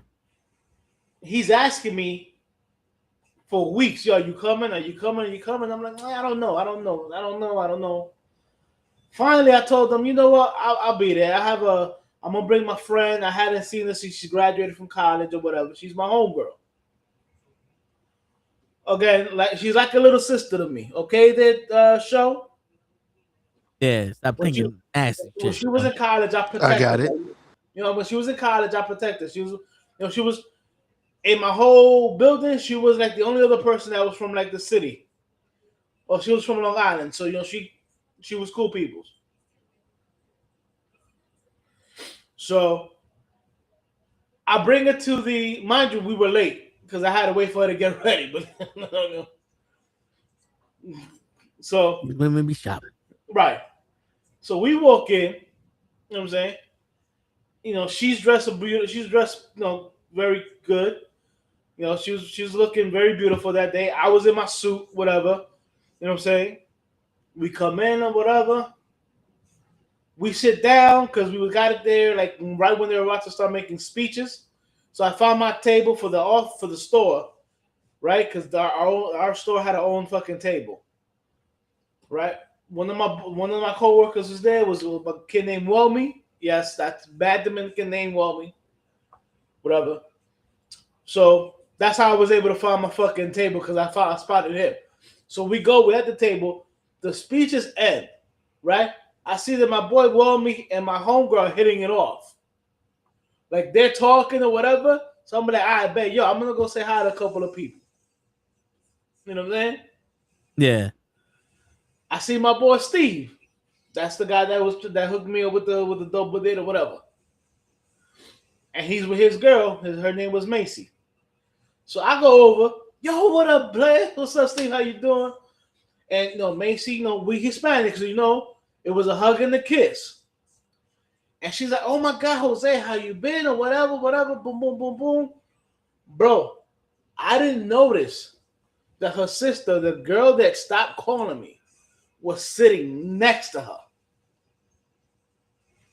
So I'm shaking it up with I'm talking to Macy, whatever, and I finally look over and I see her sister, Jessie. So I said, oh shit, what's up, Jessie? How you doing? And I kept on talking to her sister. You know what I'm saying? Like I didn't even give a hug or a kiss. I just said, yo, what's up? How you doing? Bro, Steve tells me that she was, now mind you, the only reason she was able to go was because a dude from his store, because he's corporate, you know what I'm saying, and had a plus one, invited her, thinking that he was gonna get some or whatever. The dude was like 400 pounds, bro. It was like, yo, you had no chance, bro. Stop it. You should have known that. Word. But he tells me, yo, before you showed up, she was having fun and having a good time. The moment she saw you with your friend, her whole attitude changed. And I said, why, Steve? She stopped calling me. I go, she didn't reply to my phone calls, not the other way around. Word. So, busted, right? So we're all leaving or whatever. Now he rented a hotel for him and his girl, and they rented her a room or whatever. But I'm there with my homegirl Shannon or whatever. Yo, we're waiting for the train. I mean, for the elevator. This bitch doesn't try to sit on my friend. Like, this is how jealous she was. You know what I'm saying? Like she tried to sit on his lap? No. She was trying to sit on my friend's lap, my homegirl. Okay. Like, she was trying to sit on her, like, trying to, like, you know how the girls are, like, I'm gonna sit here, like, I'm gonna take your spot or whatever kind of shit. You know what I'm saying? Yeah. And I'm looking at that and I'm like, all right, whatever. So Stephen Mason's like, yo, for summer, we gotta have a barbecue. We gotta invite you over. I'm like, yo, Steve, yeah, no problem. Yo, just call me and I'll make it. I go, Steve, you got my number. And I go, oh, by the way, Jessie still has my number. And I point to her. Like, now I'm being petty. Like, yo, he has my number too. I said, if you want me there, you can just call me. But, bro, he tells me, yo, the whole night this bitch was heated. Heated. Like, the very next time he saw me, he was like, yo, I got to talk to you. I'm like, yo, what happened? Yo, Jessie was mad the whole time after you got there. And I'm like, after I got there? I'm like, what the fuck did I do? And he was like, yo, you brought a date. I'm like, yo, didn't that fucking heifer notice that my date was dancing and flirting with me from the store? Like, I done left them to talk or whatever, and I'm talking to everybody. A couple other girls from corporate that I was mad cool with or whatever. I'm like, was she mad when I was talking to it was the three girls and one of them was a baddie too? I'm like, was she mad when I was talking with them? I said, I wasn't the one that stopped calling. I'm like, I don't know why she mad. I should be mad. She accepted the invitation from some other dude, but she never called me back. So I should have been the one upset that she was there. Word. Like, why are you trying to come into my territory now? But I wasn't. I let her rock. And he was like, yo, I think that pissed off more than anything that you literally just said, oh shit, what's up, Jessie? Like, you didn't even register that she was there. I'm like, dude, I didn't register she was there because, again, when I say, yo, I'm gonna delete you out my shit, I delete you out my shit. Word. That shit was the funniest shit ever, brother, man. The fact that she was mad. Yeah, it'd be funny how that should be working. Like, their minds is crazy. Bro, it's like, yo, you stop calling me. Yeah. I'm like, I thought we had a great time. You're there, you're rubbing my thighs or whatever. You're telling me how you like my teeth. And all this. You like my smile. You know what I'm saying? We're getting a little handsy. You letting me grab your ass or whatever before you leave. You want to practice making babies? You know what I'm saying? We kiss. We kiss. We didn't make out but no. Yeah. Pecks, kisses here and there, whatever. Word. Before you left, we had a great first phone call where I was walking home because it was summer. So I'm walking home. This is when I used to live on 148th Street. So I just dropped off my nephew at my mother's house at that time. You know what I'm saying?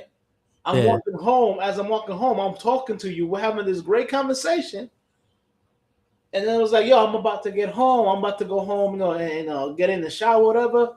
I'll talk to you tomorrow, whatever. And you said, all right, she even said, okay, good night, sweetheart. I was like, all right, good night, sweetie. We'll talk later. We'll talk tomorrow. Called you tomorrow, and you never pick up the phone, and then you never answer me again. And you're mad that I brought a friend of mine to a company party and literally left it. Like, yo, I left my friend was there. I bring it with me, right? And like I said, when I saw that her and my other coworker was feeling each other, as Dominicans say, yo saqué pie. I let them rock. I left that area. Like, I didn't even bother sitting next to them and standing there, whatever. Yeah. I left them talking. You know what I'm saying? And I walked away, and I was being social with everybody else at that party that I know, that I'm cool with. So it's like, yo, you can see that I wasn't even the only time I went back to stay to be next to my friend was when we went to go eat. Everybody ate and took their plate back to their table. You know what I'm saying? Yeah. So the way it happened was I show up, we sit down at the table. After the speeches, I leave her with my coworker. I'm being a social butterfly. You know what I'm saying? We are dinner served, whatever. We go, you get your food or whatever. I sit back down, I eat, I go on being a social butterfly again, drinking and everything. And the next time me and my homegirl are next to each other is when we're waiting for the elevator to go home. But homegirl was mad that I brought a date to the party. Meanwhile, she was somebody else's date. She was somebody else's plus one. Exactly. Fucking idiot. Make it make sense. You can't. You can't. I miss you. I want you to call me. I don't want you here with another girl. You should have fucking called me. That's what you should have did. You know what it was, Hutch? That's what This she's is it saying, was. right? Yeah, that's what it was, Show. She put the chump line out. Now, y'all know anything about fishing. The chump line is you got the dead fish or your bait, you throw it out the side so that way it makes a line to your boat and all the sharks and the tuna and everybody eats off of that so that way you catch some fish. She put the chump line out and she thought you was going to chase her. She thought you was going to be a tuna. Bro, I was talking to Steve and he tells me, yo, she told Macy that the only reason she accepted the plus one was to go to that party, was to see me. And then and then I walk in with a date. Oh shit. He could have hit you up. And I was like, Steve, she has my number. She stopped calling me. She stopped picking up my phone call. Bro, I don't want to call you. I want you to guess that you like me. Telling you, women are crazy. And it's funny because she was gorgeous. She was a Cuban with black hair, green eyes, a nice thick ass. Say no more. I'm not used to my tricks not working. You should call me. Yo, but I'm surprised she ain't going to you like, oh yeah, idiot. What you doing here with this bitch? Don't you know I came here to see you? You don't respond to me, bro, and then she would have thrown it on you on something. How come you don't ever text me? No, blah, blah, blah, blah, blah. Just because I don't reply don't mean that you need to stop texting me. Blah, blah, blah, blah, blah, blah. I spent $500 on my hair, $200 on my nails, $500 on this dress. Bro, yo, and that's for nothing. At the party, she was looking fine. But I really didn't pay attention. I really didn't recognize her until I looked over. Like that ass. Like I said, what's up to Steve? You know, I adore Macy. She was such a, a great, older lady because she was older than me. Yeah. So I'm, I had love for her. She had love for me. Like, yo, whatever. So, and even she called me at one time and was like, yo, Jose, what happened between you and my sister Jessie? I'm like, she literally went to the party to see you, to see you again. And I'm like, Macy, I called her twice. I said I called her 3 times. The first time she picked up and we spoke. And here's the crazy thing. She had a son. And she was telling me about her son or whatever. And I'm like, yo, I'm cool with it. You know what I'm saying? But I told Macy, I was like, yo, I called her 3 times. The first time she picked me up and we spoke for like an hour. So, anytime you speak for like an hour with a girl, you're like, all right, this is going someplace. Yeah. The next phone call, and this is the first phone call we're having on the phone, right? The next phone call, you don't pick up. I go, hey Jesse, how you doing? So Jose, when you get a chance, just give me a call back or text me. Nothing. I let it chill for a day. The day after that, I call you again. Hey Jesse, I don't know if you got my message. Please call. Call me, whatever. And I think I might have sent a text. After that, I was like, yo, Macy. After that, she never called me back. She never texted me back. So obviously, she was no longer interested. Yeah. So I don't know what happened between the date that we had, you know what I'm saying, and that phone call. And I don't know what happened after that phone call. I go, but I'm nobody's fucking. I don't wait around for people. Bro, I was interested, but I needed you to kiss my ass. What are you talking about? That's Well, it. you gotta verbalize that. No, ain't a mind you need reader. to guess. Everybody kisses my ass. Yeah, see, but that's the thing though. Hoch ain't gonna kiss nobody ass. Hoch is on some. You want attention? Here goes attention. Oh, you must not want it, so I'm gonna take it back. I'm gonna go live my life now. Wow. Because you're not for nothing. Like, what the fuck you want me to do? Like, what do you want? What do you want?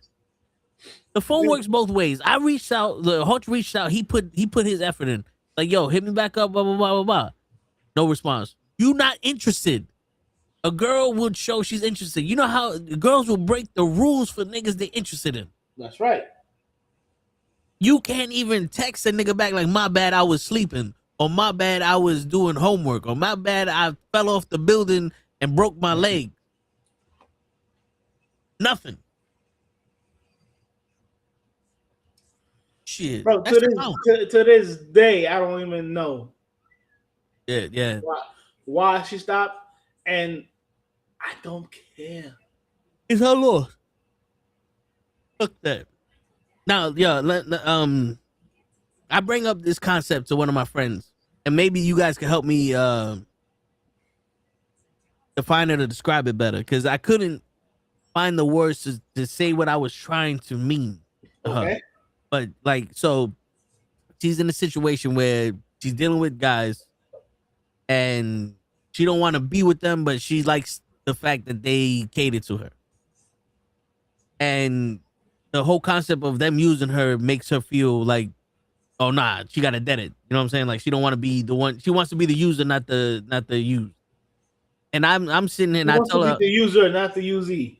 Yeah. So I tell her, I was like, yo, you ever thought that maybe the mere fact that you're giving these guys attention and you're allowing them to do these things, it's fulfilling a need for them, and they're using you because you're fulfilling some kind of need for them? Bingo. Like, they don't care that you're treating them like shit. You know what I'm saying? Bro, but at what point does it become neutral? That's like that.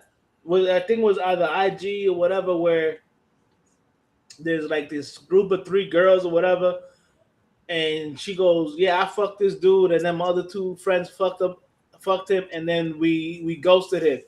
And I'm like, "Yeah, he fucked y'all 3. He ended up winning. Yeah, he wins. He fucked 3 of y'all." And now and then he doesn't have to deal with y'all. He wins. You stupid bitch. He wins. Because not for nothing. Like, I've been in situations like that where it's like you're talking to somebody and you're not really doing nothing, but the fact that I'm able to release some of this energy, because I don't get quality time at home. I'm able to release some of this energy, makes it just like, all right, cool. That's like a little weight lifted off of me. Like, you didn't even know. Not for nothing. I was like the chick from my job that I was fucking, and having her suck my dick. Yeah. I wasn't like attracted to her, but like in the office, she was grabbing my fucking dick and shit like that. So I was like, well, fuck it. You can have it. It's not for you, it's for him. That ass, like, we had cameras in the office, and when everybody was upstairs and she was at the register downstairs, I would call her and be like, "Yo, come to the office and suck my dick," and she would come to the office and suck my dick. Yes, boss. And then I would take her, "Yo, come to my apartment at this day, whatever, if I could smash," and she would come and I would smash. Those are the best. There was like no relationship, no none. It was literally for me to bust a nut whenever I needed to. Don't you miss it, Hoach? Not really. Gosh darn it. Bro, listen, let me tell you something. There's so many things nowadays that I can buy to help me bust a nut without having to worry about any kind of diseases. Yo, Hoach, you got the Guac 3000? That's what you're saying? The version 2.0. I wish. You walk by, Hoach, yeah. My man got a machine. Nah, man. Nah, I wish. But bro, you got what? You got Pornhub. You got Spank Bank. Yeah. You got X videos. Yeah, you got so many fucking videos. Now you fucking got AI. Like, not for nothing. Japan already got robots that are almost lifelike. Yeah. It's scary. I don't need to put up with your shit. Like, no lie, show, I was not physically attracted to her at all. She was literally a whole She was there and she had hoes for me to fuck. That's it. But That's that all made it was. her so sexy though. No, not to me. She was a slut. She was Damn a it. hoe. Damn it, Toe. I'm trying to get his hoe some credit. She did the right thing. That's all you gotta say. She did the right thing. Well, listen, bro. Like I said, my whole thing is she was lucky I was able to get it up for her because if I'm not really attracted to you, it's hard for me to get it hard for you. Oh, she was gonna make sure it got hard. And that You know what I'm she saying? seemed I mean, like listen, shit. listen. I'm not gonna lie. She sucked a good dick. Yeah, I could tell. You know what I'm saying? But I looked at her and I was like, yeah, I don't really do it for me. I'm sorry. You're not even really my type. But so if you're gonna offer the man some food, I'm gonna Word. eat. I don't give a fuck if it's White Castle. So I know it's gonna make my stomach runny. So your friend right now, who's letting these guys do they're treating her exactly the way I treated that girl. She's something for me to fuck.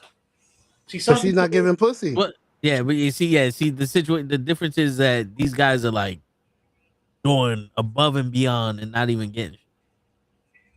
No, Now, don't get me wrong. The story could be construed differently when she's telling it, but you know, but so she started. Well, look, he's the nigga in the story. There's a lot of not for nothing. Right. There's a lot of guys out there. There's a lot of out there that will go above and beyond for a girl and don't get any. So Yeah, she might be lying. That might be Hoach that she's. This is my friend. We don't do nothing. Yeah, right. He always takes you to come to the office. yeah. From the sound of the story, she's the hawk in this story. Hawk. Oh, so she's the host.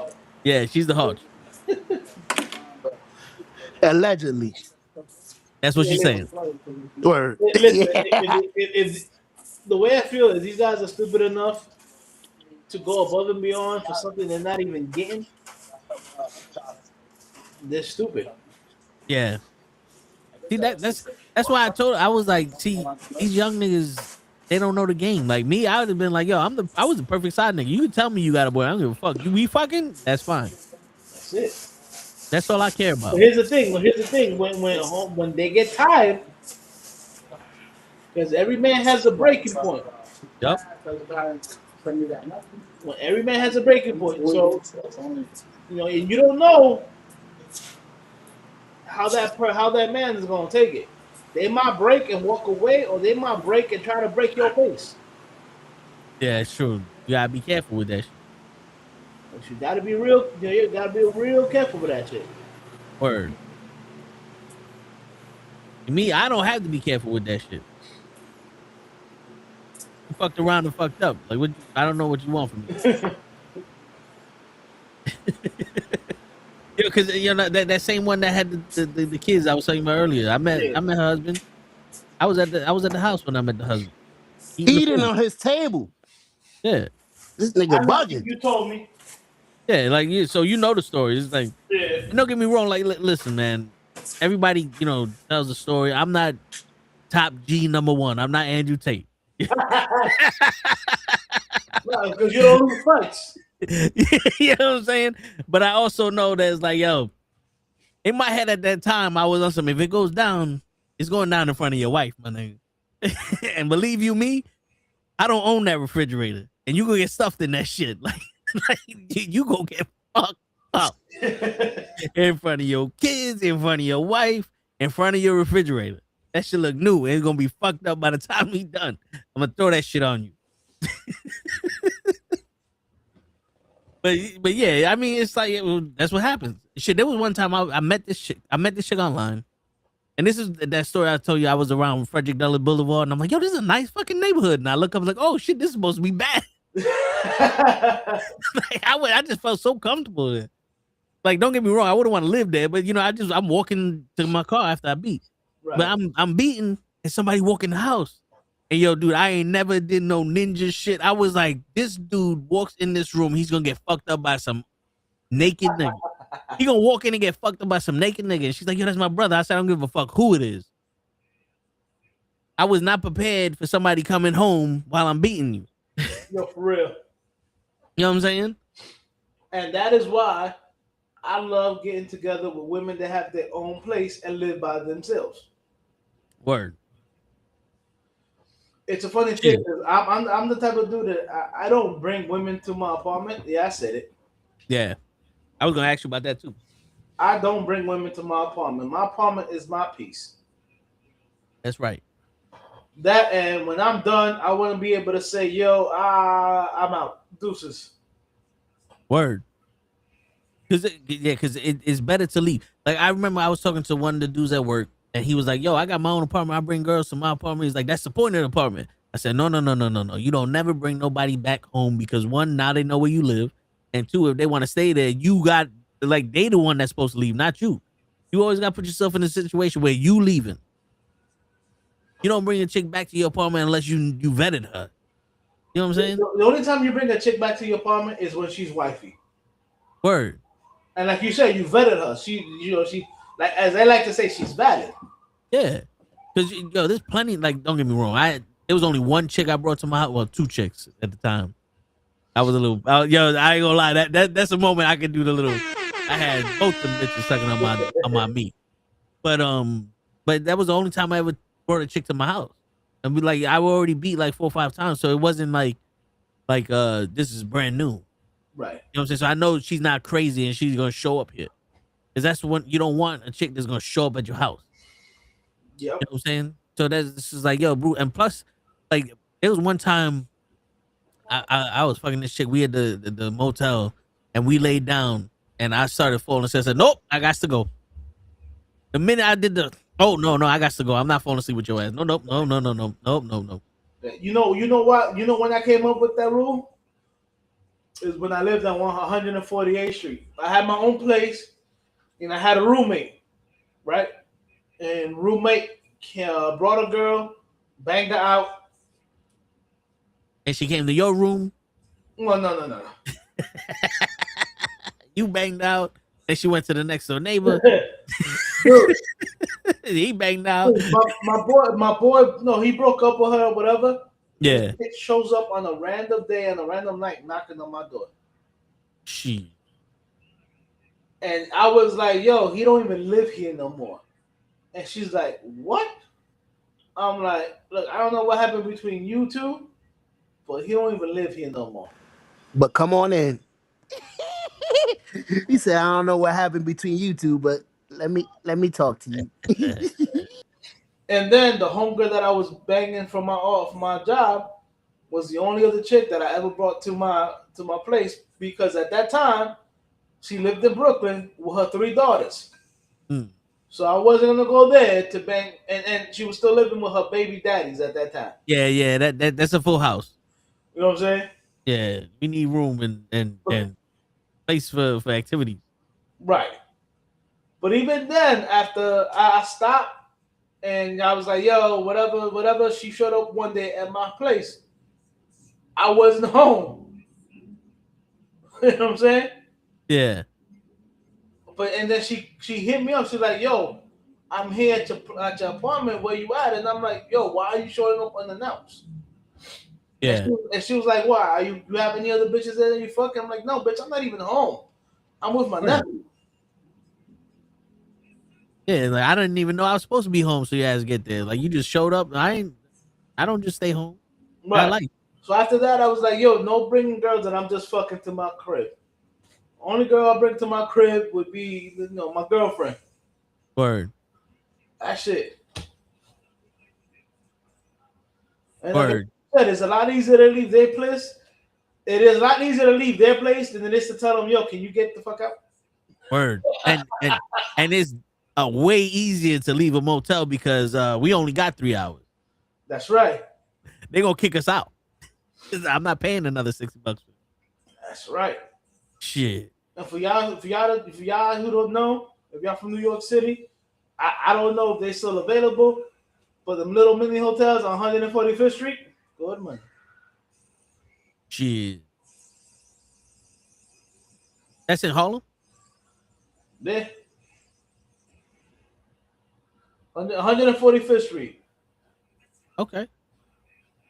If you to go to 145th Street and you go from Broadway and you walk up, when you get to Amsterdam, you're gonna see a couple little shady motels and shit like that off to your left. Okay, shit. Like I said, I don't know if they're still there, but those came in clutch when I was a youngin. Shit, you know what's funny? I had 3 go-tos. It was the first one I ever went to. It was expensive in a shithole. The second one I went to, it wasn't as expensive, but it was nice. It had mirrors on the ceiling and LED lights and shit like that. And then the third one was it was the cheapest one and all I needed. So depending on where this chick was at, it's like, yo, what we doing? All right, let's go to this one. This was cheap. I ain't got money for this shit. Like, you know what I'm saying? Like, I'm asking niggas for favors. Like, cause for some reason it's like life always happens when you ain't got no money. Everybody want to go out when you ain't got no money. Everybody want to fuck when you ain't got no money. When you got money, that's usually it. Yeah, well, when you got money, nobody know you. Like, what the fuck? Like, I'm ready to go get some pussy. Like, what's up, girl? What you doing? Oh, no, I'm married with 17 kids now. Like, and what's the excuse? I don't understand. 17 kids. Yeah, like, what? Your husband can't fucking watch these kids that fucking deadbeat? Fucking bitch.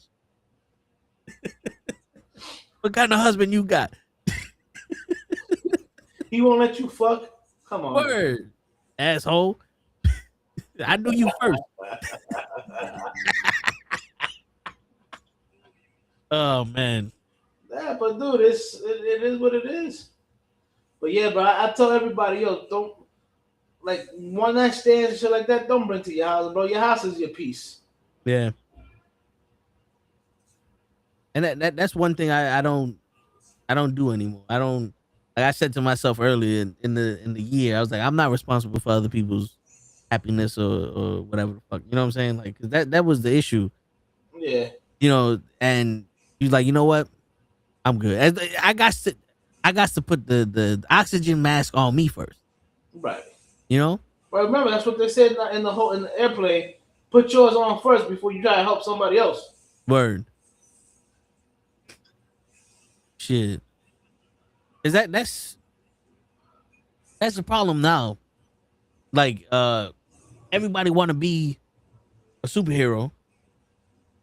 Everybody want to have a superhero, but no one wants to know how to be a decent human being. You notice that shit? Yeah. Yeah. It's like all I keep seeing is these fucking videos. Oh, I gave this motherfucker $20 because he said something. He was a homeless man. He was so happy. I'm like, yo, bro, why is this so like a video? What are you trying to accomplish? Like, you know how many times the Wendy's dudes outside like, yo, my man, I'm just trying to get something to eat. Come on in here, I got you. Right. You know what I'm saying? Or I pop like, out. Why you putting it on social media? Yeah, you know, it's like, what are you trying to gain from this shit? Because now it's not genuine no more. Nah, to me. When it's like that, no, it's not genuine. Word, because like if you did it and somebody else was recording, right? And they say, "Oh, look at this shit. This dude's just helping out for no reason." Yeah, like if you like a celebrity and you like donate money, but you don't let nobody know. But like 2 years later, it comes out that you donated money. I can respect you. Yeah. You know what I'm saying? But if you out there and you like, making it known, like, yeah, I'm donating this and I'm donating that, I'm like, yo, you just want notoriety. You just want to be in the news. That's all it is. Yeah, because what's happening is you making this video to make money off of this video, and then be like, look, I'm helping this girl out with $1,000. Meanwhile, you probably made $15,000 that month. You know what I'm saying? Right. Like, so how genuine is this? You making these videos to make money? Like, it's like businesses donate to charities for tax refund. Right. They get a tax write-off. If they wasn't getting no tax write-off, ain't nobody gonna donate. Nope. And it's proof because that's why there's a tax write-off. You know what I'm saying? No, I get mad when people are like, oh, you know, the company spent this much money on the company party, and I'm like, you know, that's a tax write-off. It is? Yeah, they're gonna get that money right back. Word. You know, I was telling was it you that we was talking about with the bonuses, how they were doing it wrong? Yeah. But it's still, they probably still figure out a way to make money off of that. Of course. Like, bonuses are supposed to be cash. Word. You're not supposed to tax my bonus. But if I give it to you in an untaxable check, guess what? I get that money back. Word. It's all a fucking game, bro. Yeah.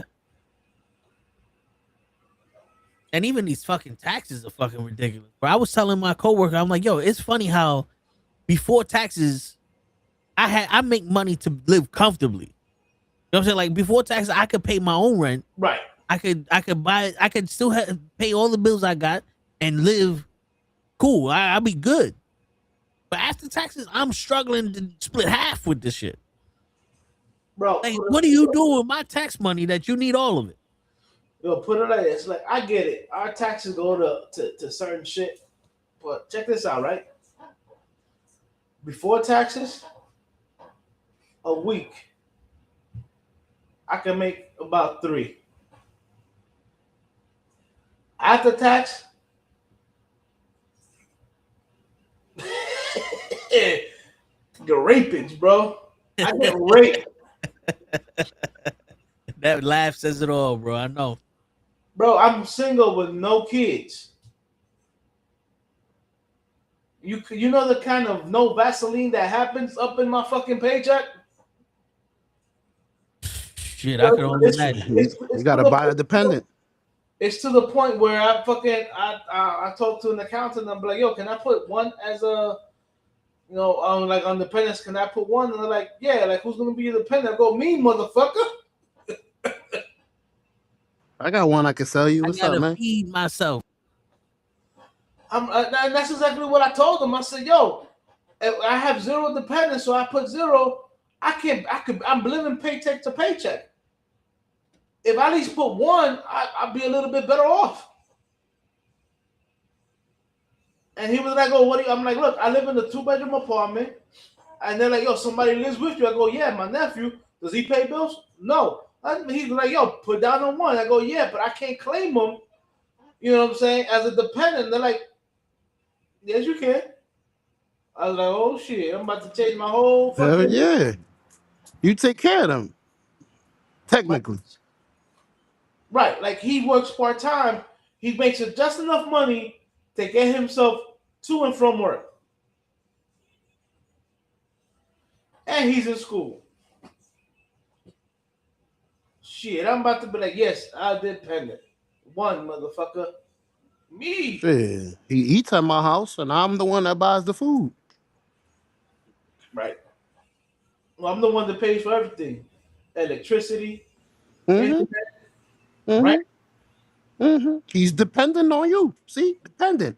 Got him.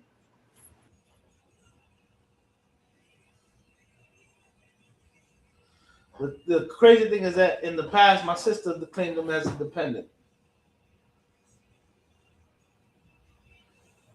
I got to ask my sister, I said, you no longer claim me as a dependent, right? Because he's 27 years old?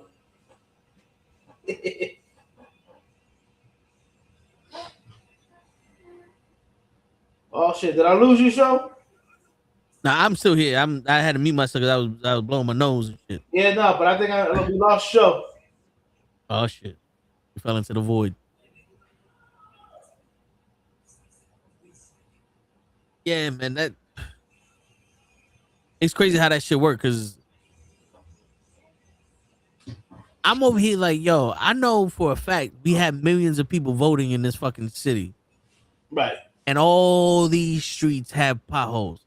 So obviously you lied to us about fixing the streets if we vote. So now now you lied about one thing, you lying about everything. Now where are my taxes going? Where are my taxes going? The city make a lot of money, but for every toll. Where my money going? Well, here's my thing, right? I wouldn't mind the taxes if I'm helping motherfuckers in New York. You know what I'm saying? Yeah. But our taxes actually get spread out between a whole bunch of states, and especially the real poor, dirt poor states who fucking are funny are fucking red states. Believe it or not. Right. So that makes sense now. So yo, like, don't get it twisted. When these motherfucking red states talk bullshit, if New York and California were to stop giving federal paying taxes and shit like that, as bad as these states are right now, they'd be worse. So a bunch of you people in red states talking shit, you better hope that New York and California know them and say, you know what, fuck it, we're not paying no federal taxes. Or Poppy's gonna stop giving you your allowance. Because you guys will be fucked big time. You know what I'm saying? So, like, if my taxes was to be helping the people in New York, I get it. New York is expensive. You know what I'm saying? It is. You know what I'm saying? It's not like fucking rural fucking Kansas or Arkansas where you can get like a 3-bedroom mansion for fucking $37,000. Yo, for real. I'm exaggerating, but I'm really not. You can Dude, get a real good house, mad cheap. Yo, dude, I was watching this show where they would help you sell your old house and buy a new house. Right. And they were in Texas, and it was like a fucking 6-room fucking mini mansion for $150,000. I said, hold up, how much does it cost to get from New York to Texas every day? Because I'm about to go buy that house and just buy it. $150,000 will get you like a 1-bedroom house in fucking here in New York. Yeah, $150,000 get you a 1-bedroom apartment. And the rent is still $225,000. It's like shit. Like, what the fuck is going on here, man? Well, no, like, I had a friend of mine. My coworker. She moved down to Texas with her husband. You know what I'm saying? And the company still employs her, so she works remotely. You know, and I'm like, yo, you getting New York salary, living in Texas. I go, well, there is no state tax in Texas. Ooh. If I'm not mistaken, there's no state tax in Texas. So I'm like, yo, you is making money on top of money. Word. That money's going places now. Dude, she was telling me how the house she has. She has like what, like a 3-bedroom house with a pool. They just made it and not only that, it's not only a pool, but it's also a warming pool. So like when it gets a little bit too cold for them, you know, because 50 is too cold for them nowadays in Texas, the fucking pool can warm itself. And I'm like, yo, how much does that shit cost you? She be like, yo, she told me the price. I was like, what? Look, they bought the house for the house is like maybe like $180,000. And then they paid for the pool. After they paid for the house, was like maybe like 10 to 15 grand. I forgot how much I'm like, I go, you know that for 200. I said, you probably pay about. I told her, let's round it up to $250,000. She goes, yeah. I said, yeah, that get you a piece of shit house out of Long Island. If you're lucky, bro, that you don't have to renovate. That's why I said it's a piece of shit house. Yeah, man. In the Bronx, yo, dude, I was looking in the Bronx. You get a fucking a house that's a shell for $350,000. And then you got to take another loan out just so you can fucking renovate it and shit. Yeah, like yeah. And I'm like, how, Sway? Like, I'll be on Zello. I put the price in and Zello just start laughing. Hell yeah. Dude, I'll be doing that. I'll be doing this. I'm going to go to Street Views and all that shit. Yeah, they just start laughing at me. I'm like, what the fuck you laughing at? I just look at see what houses I can't afford or what apartments I can't afford.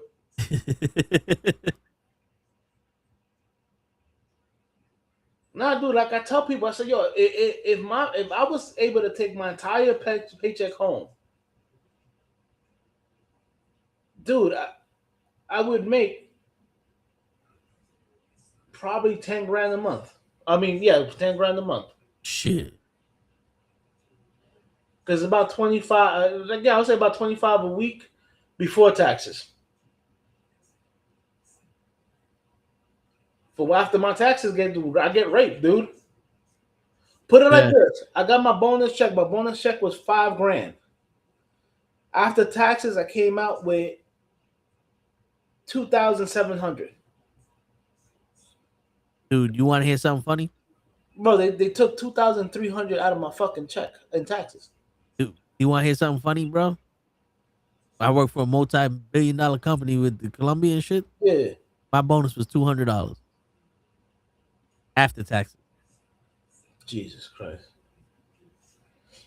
I'm looking at it like, this isn't a bonus. This is a fuck you. Yeah. Like, I've never worked for an employer that reminded me how much fuck you like a year than this motherfucker. And it's crazy. Like, I wanted to kill my fucking boss once, and I ain't never been. You work at a fucking hospital. They always got money. Yeah. They're building another building across the street from us. My man, they bought a whole fucking strip on my fucking home, where I grew up. They removed the diner that was at the corner, the stationery, then the fucking the shoe repair shop, then the place where you can buy the nursing shit, Cuomo's Pizza, and then Gristides that used to be at the corner. They bought that whole fucking strip. And you telling me all they can give you is fucking $200? Fuck out of here, bro.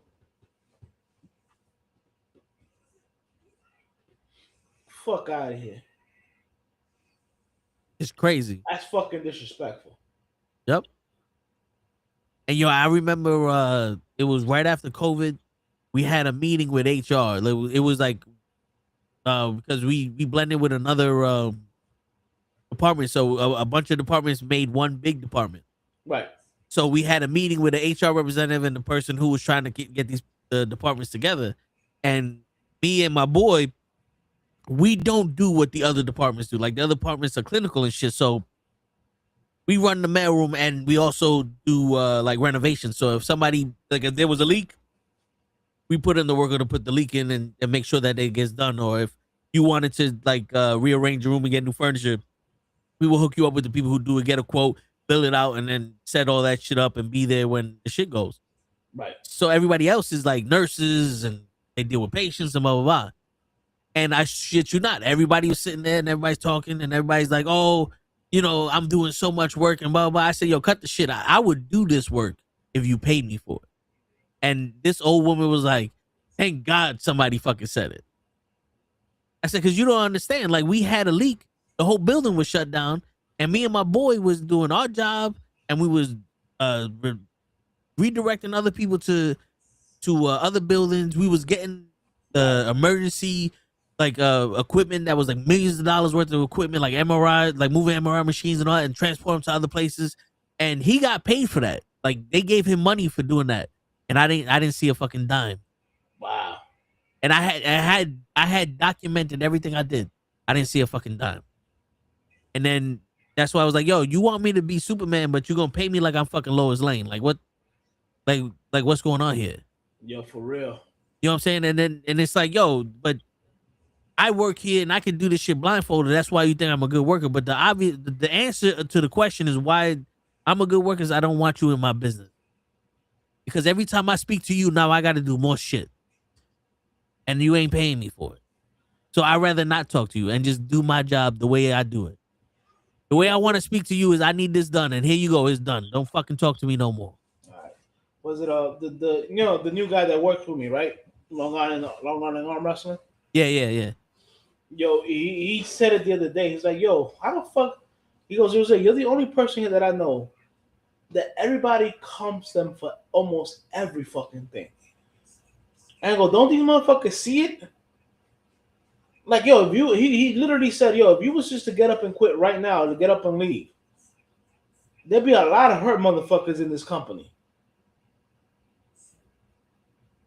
Yeah. And I'm like, yeah, you know what? I can say that I'm untouchable or whatever. I'm really not. I can say it as much as I want, but I'm really not because we all know everybody's replaceable. I go put, but what I can say is, yeah, you can replace me, but that motherfucker won't be me. Facts. Like our immediate boss, he's like, yo, how does he expect you to do shit? With every 5 minutes, he's calling you, asking you to do something else. I was like, yo, dude, I don't know what to tell you. Word. But it is what it is. All I know is, I hope 2026 is a good year for everybody. Good year for you. Good year for us as the channel. See, you know what's funny, bro? With the amount of shit that I've been through, a good year for me is nothing bad happening. You know what I'm saying? Like Kenny fucking hits me up with those posts. He's like, you doing hard. You've been working so hard that something good's gonna happen for you and all that. Yeah. I replied to Kenny and said, nah, y'all niggas is working hard. Y'all niggas is fathers. I'm just killing myself. I'm just killing myself slowly. And every year I don't die, I guess that's a good thing for people. Like, that's where I'm at now. It's like, like hard work pays off. For who? You know what I'm saying? And it's not like I'm not ungrateful for the shit that's happening, but it gets to the point where it's like, y'all don't know what hard work is until you reach the level of shit we're doing. And I'm not even talking about putting in time for the podcast. I'm just like literally we dying out here. Yeah. We are literally killing ourselves to struggle. And the goal is to not struggle. So that's why I'm like, yo, I passed hard work. I passed shit where I need to get paid. I've been like, I'm the motherfucker that they kidnapped, they tortured. I gave them the wrong information. They dumped me out. They dumped me out in front of a fucking hospital in the pouring rain. And I'm paralyzed, and the nurse is like, it's too late for, like, I'm not going back, and just walks over me.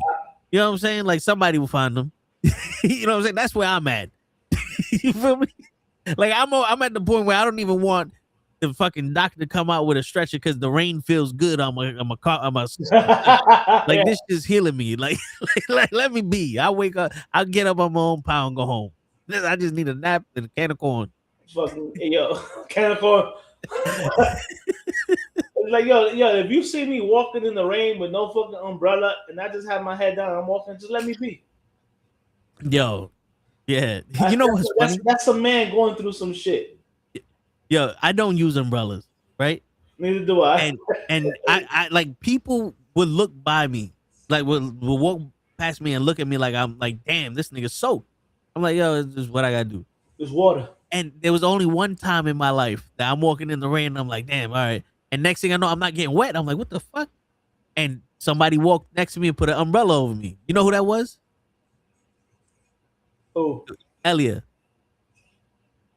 Elia's good people. Yeah, I turned around and I was like, oh shit, you had this. She's like, nigga, you gonna walk in the rain without the jacket? I was like, I do the whole time. She's good people, but she don't tell you. yeah. She gonna be nice to me while yelling at me because I'm stupid. Yes, sir. That's what I was telling DJ yesterday. I was like, I'm at a children's birthday party and not one of these kids got yelled at. I would have got yelled at just because. Yo, for real. See, so I'm getting cursed out just because I'm trying to go home and I don't wear jackets or umbrellas because I don't want that shit flopping in the wind. I want to look like the president out here can't hold an umbrella. Yo, sometimes I just don't want to open an umbrella. Word. And I noticed if you in the train soaking wet and there's a puddle underneath you because everything's dripping off you, nobody stands next to you. Yeah, people leave you alone. Yeah, and that's the benefit. I may be soaking wet and my balls might be fucking curled up because my underwear is wet, but at least nobody fucking standing next to me. I'm not gonna front. When I used to work at that cigar store, I used to come home with you smell like cigars. I always find a seat. Always find a seat. Word. You got to do what you got to do. Yeah. But it is what it is, man. Word. Yeah, man. It got to the point. Like I was telling my friend, I was like, I don't have the energy or the um the excitement level to be where you at. So I'm just siphoning a little bit from you to remind me what it felt like, but I ain't got that shit no. He's like, nah, you gotta leave New York. I was like, nah. Right now I'm at max capacity with with the level of excitement and fucking and joy and childhood. You know, like that little innocent child in you that you get excited over little shit. Nowadays I'll be the type of motherfucker buy ice cream and I ain't even doing I got my ice cream. It's like, nah, I'm just gonna eat this motherfucker and be like, yeah, I'm gonna go home. You know what I'm saying? Like shit. People understand it. But I still don't understand. It's like I watch all these like you know Tony Robbins, right? He's the Yeah. the most famous motherfucker out of all of them. Yeah. And he's talking to people about shit like that, and he, with your mindset and this, that, and the third. And I'm like, yeah, bro, I don't normally think. I don't like to think. I just speak. That's why most of the time is the honest truth, because this is how it's coming out. Like right now, I don't know what the fuck I'm getting at, but I'm talking. That's it. But when I do think, it ain't always sunshines and rainbows, and it's not that I had the choice. It's like, you want to think about something nice, or you want to think about something fucked up.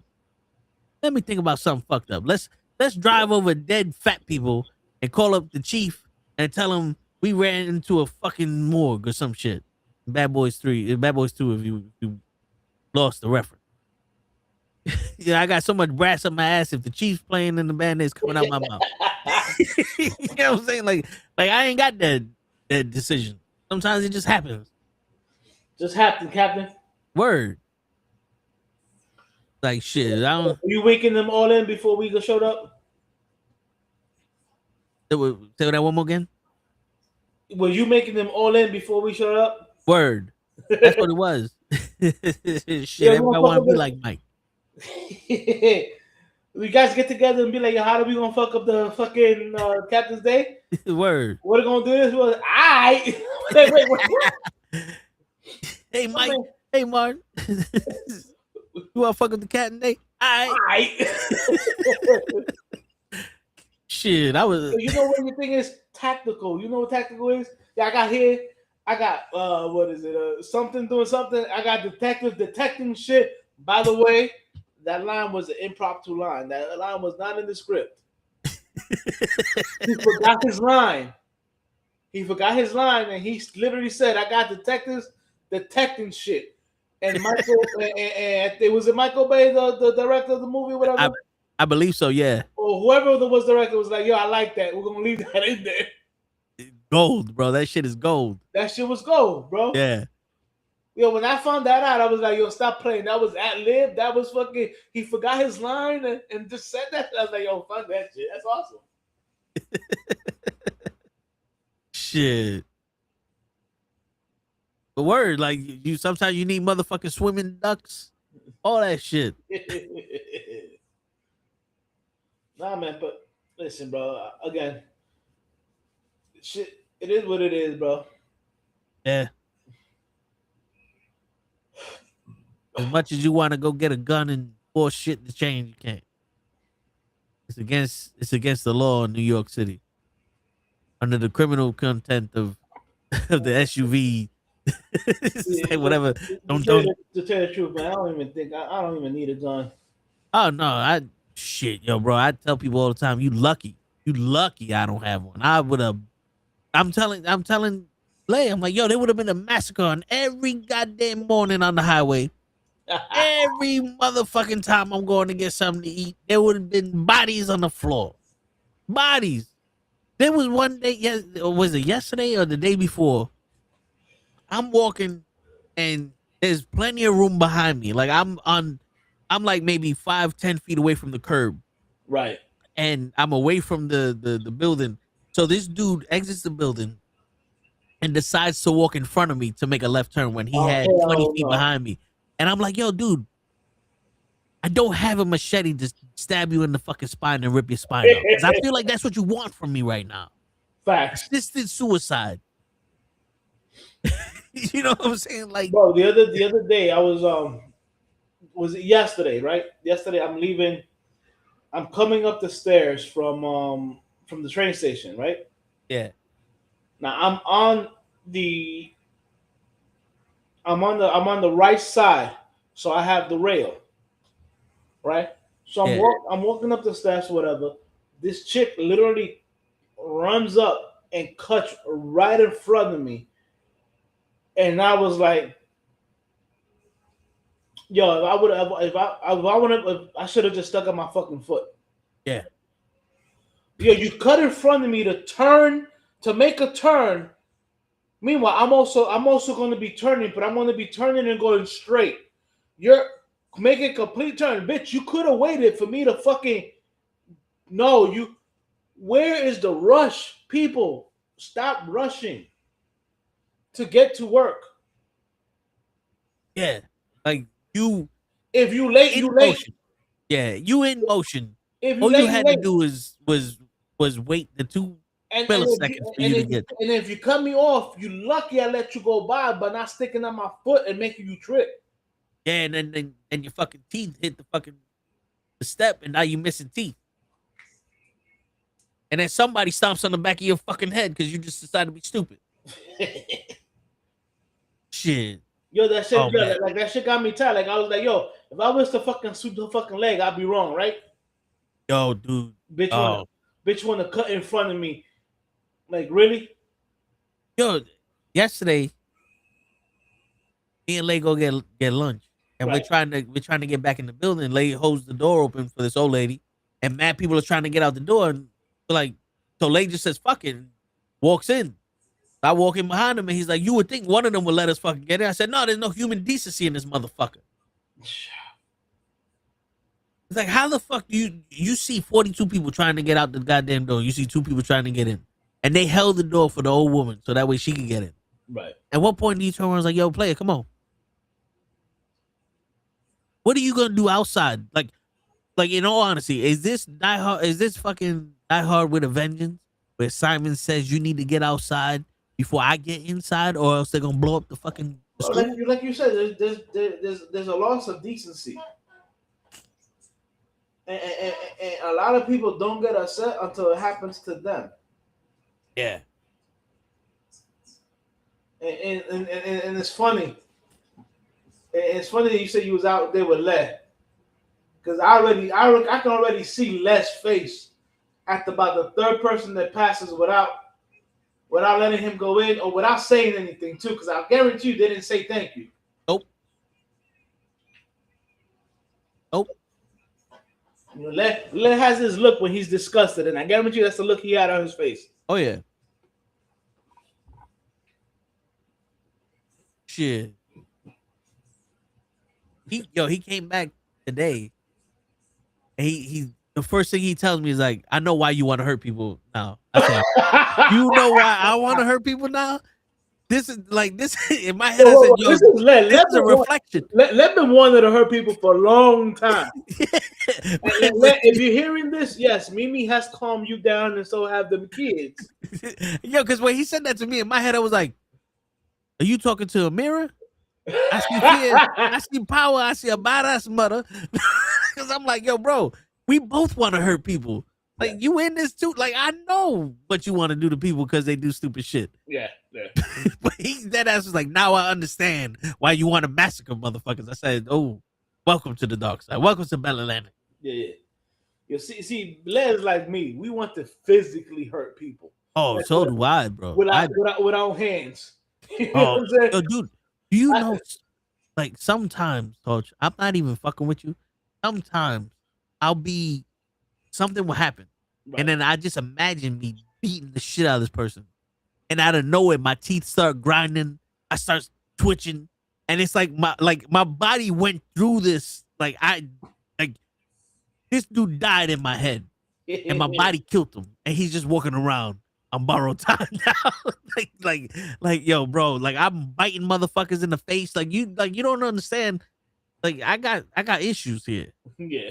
and people are begging me to help them out by not living no more. Nah, And I yo, go, the I hear police you. won't accept that. I be screaming out like, "Yo, you do know the law that the fucking judge would fucking be on my side. You're stupid." It's like, once he find out what you did, like, yeah, I hear you. I do, right? I you hear should you. have fucking ripped his face off, motherfucker, cut you off. Bro, I hear you.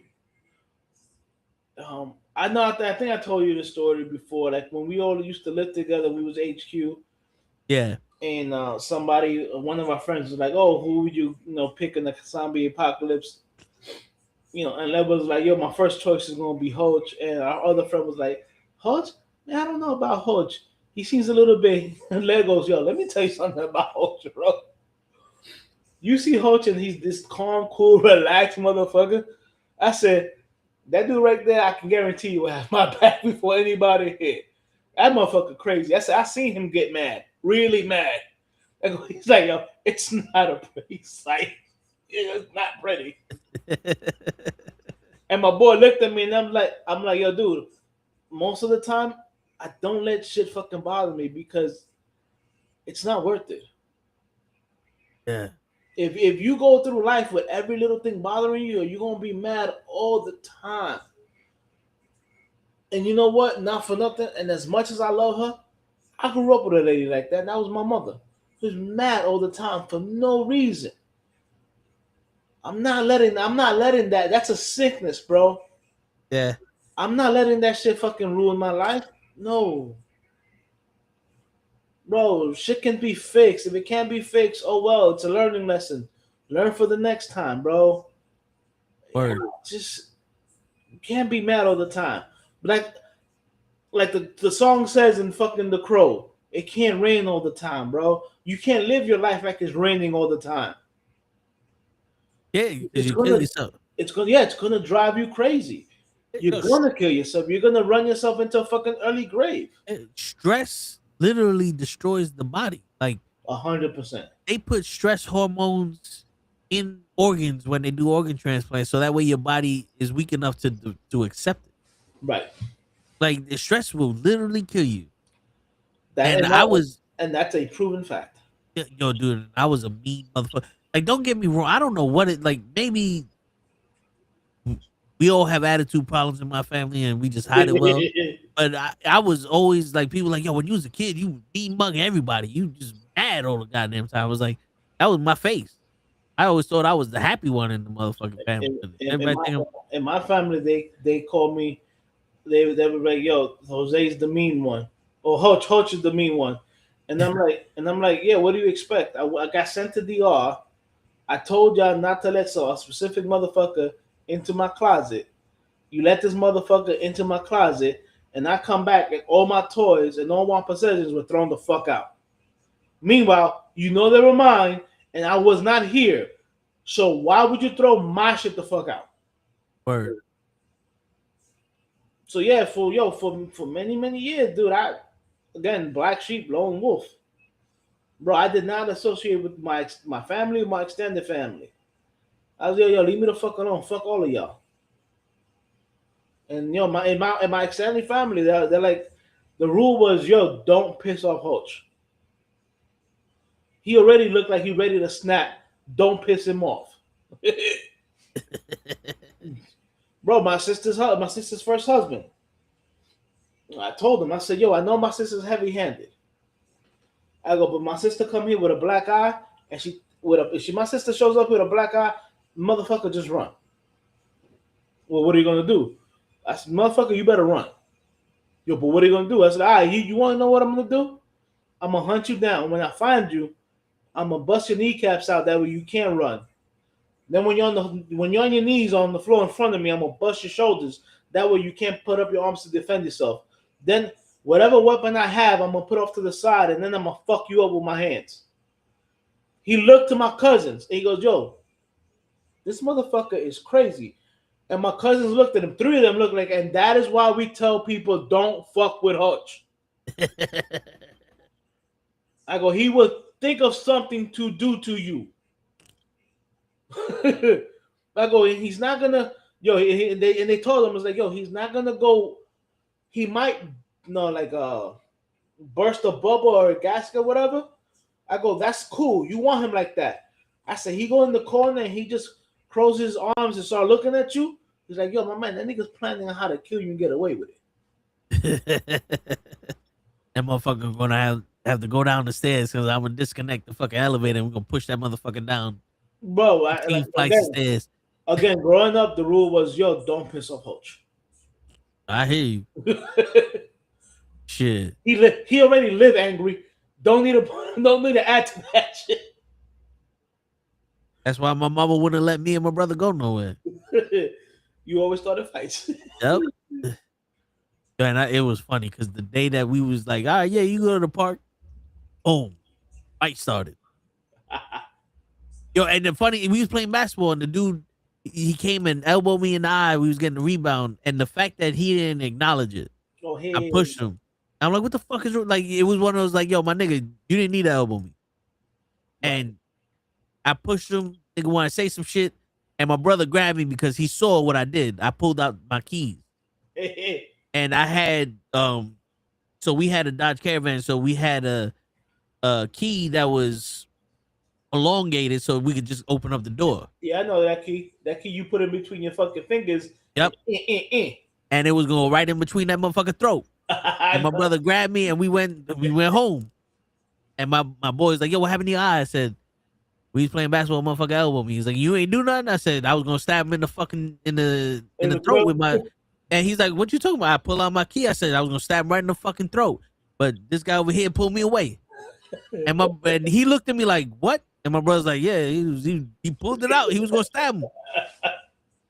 He's like, yo, nigga, you know you go to jail for that? I said, we worry about that when we get there. Exactly. It's like it's at this point, I got to hurt you. Bro. It's funny because I tell people shut out. I was like, yo, I after the best thing I ever did was go away to college. It taught me how to live with other people and how not to live angry. You know what I'm saying? Like, mind you, when I came back from DR, my guidance counselor in high school, after my freshman year, because I came back with only like 3 months left in my freshman year. And in DR, the only 2 classes I was passing was gym and English. Yeah.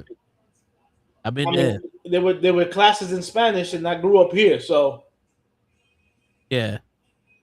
And my advisor, my high school advisor, said, "Oh, you're gonna be a super senior." She literally said, "Yo, you better get comfortable. You're gonna be here like 5 years." I looked that bitch dead in the eye. I said, "No, bitch, I'm gonna be out of here in 3 years." And she goes, "Oh, I don't think you're gonna be able to do it." Yo, I had a 1 through 9 schedule, and if you've been to public high school, you know that's the whole fucking day. Yep. I had 1 through 9 schedule. My sophomore, junior, and senior year, I went to summer school twice.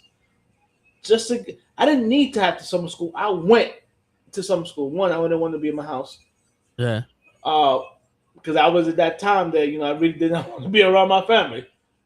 And at that time, you needed papers to work, but you still needed your mother, your parents to sign off, even though you had papers.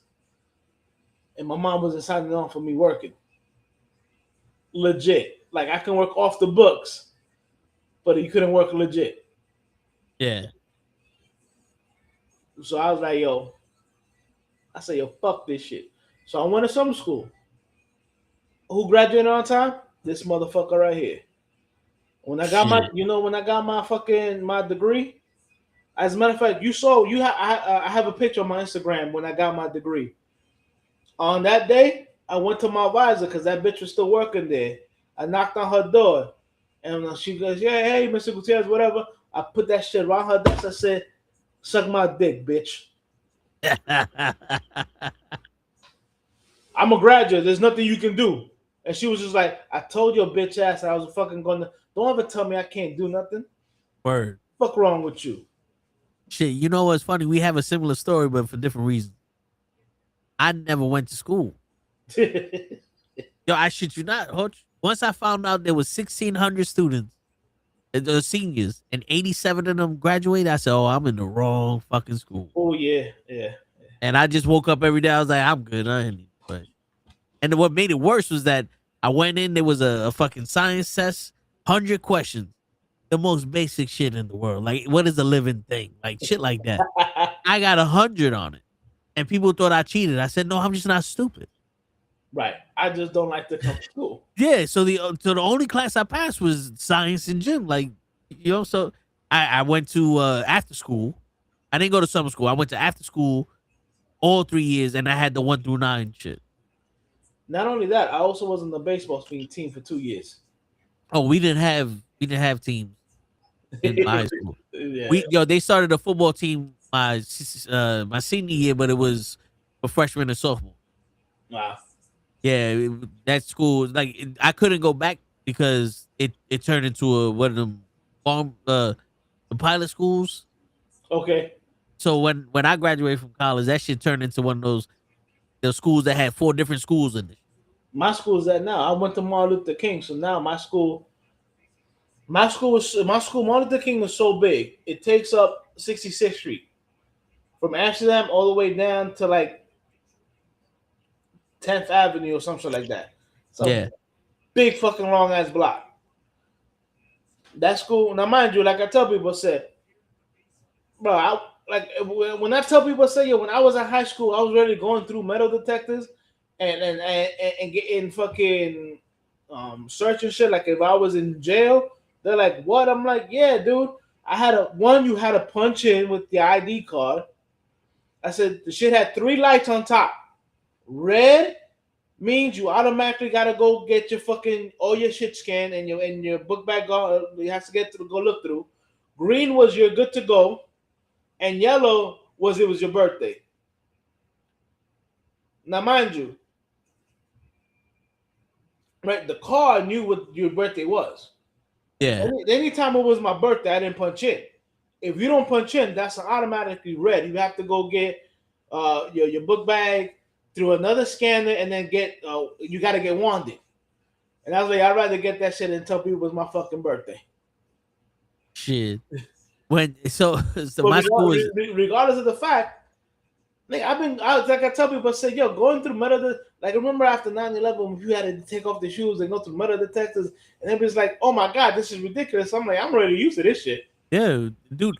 My school was very similar to that. It was updated, so there was no lights. It was like digital shit. So you scan your card, it showed you your ID picture, right? And then you walk through the metal detectors, and there was no choice. You got to get wanded.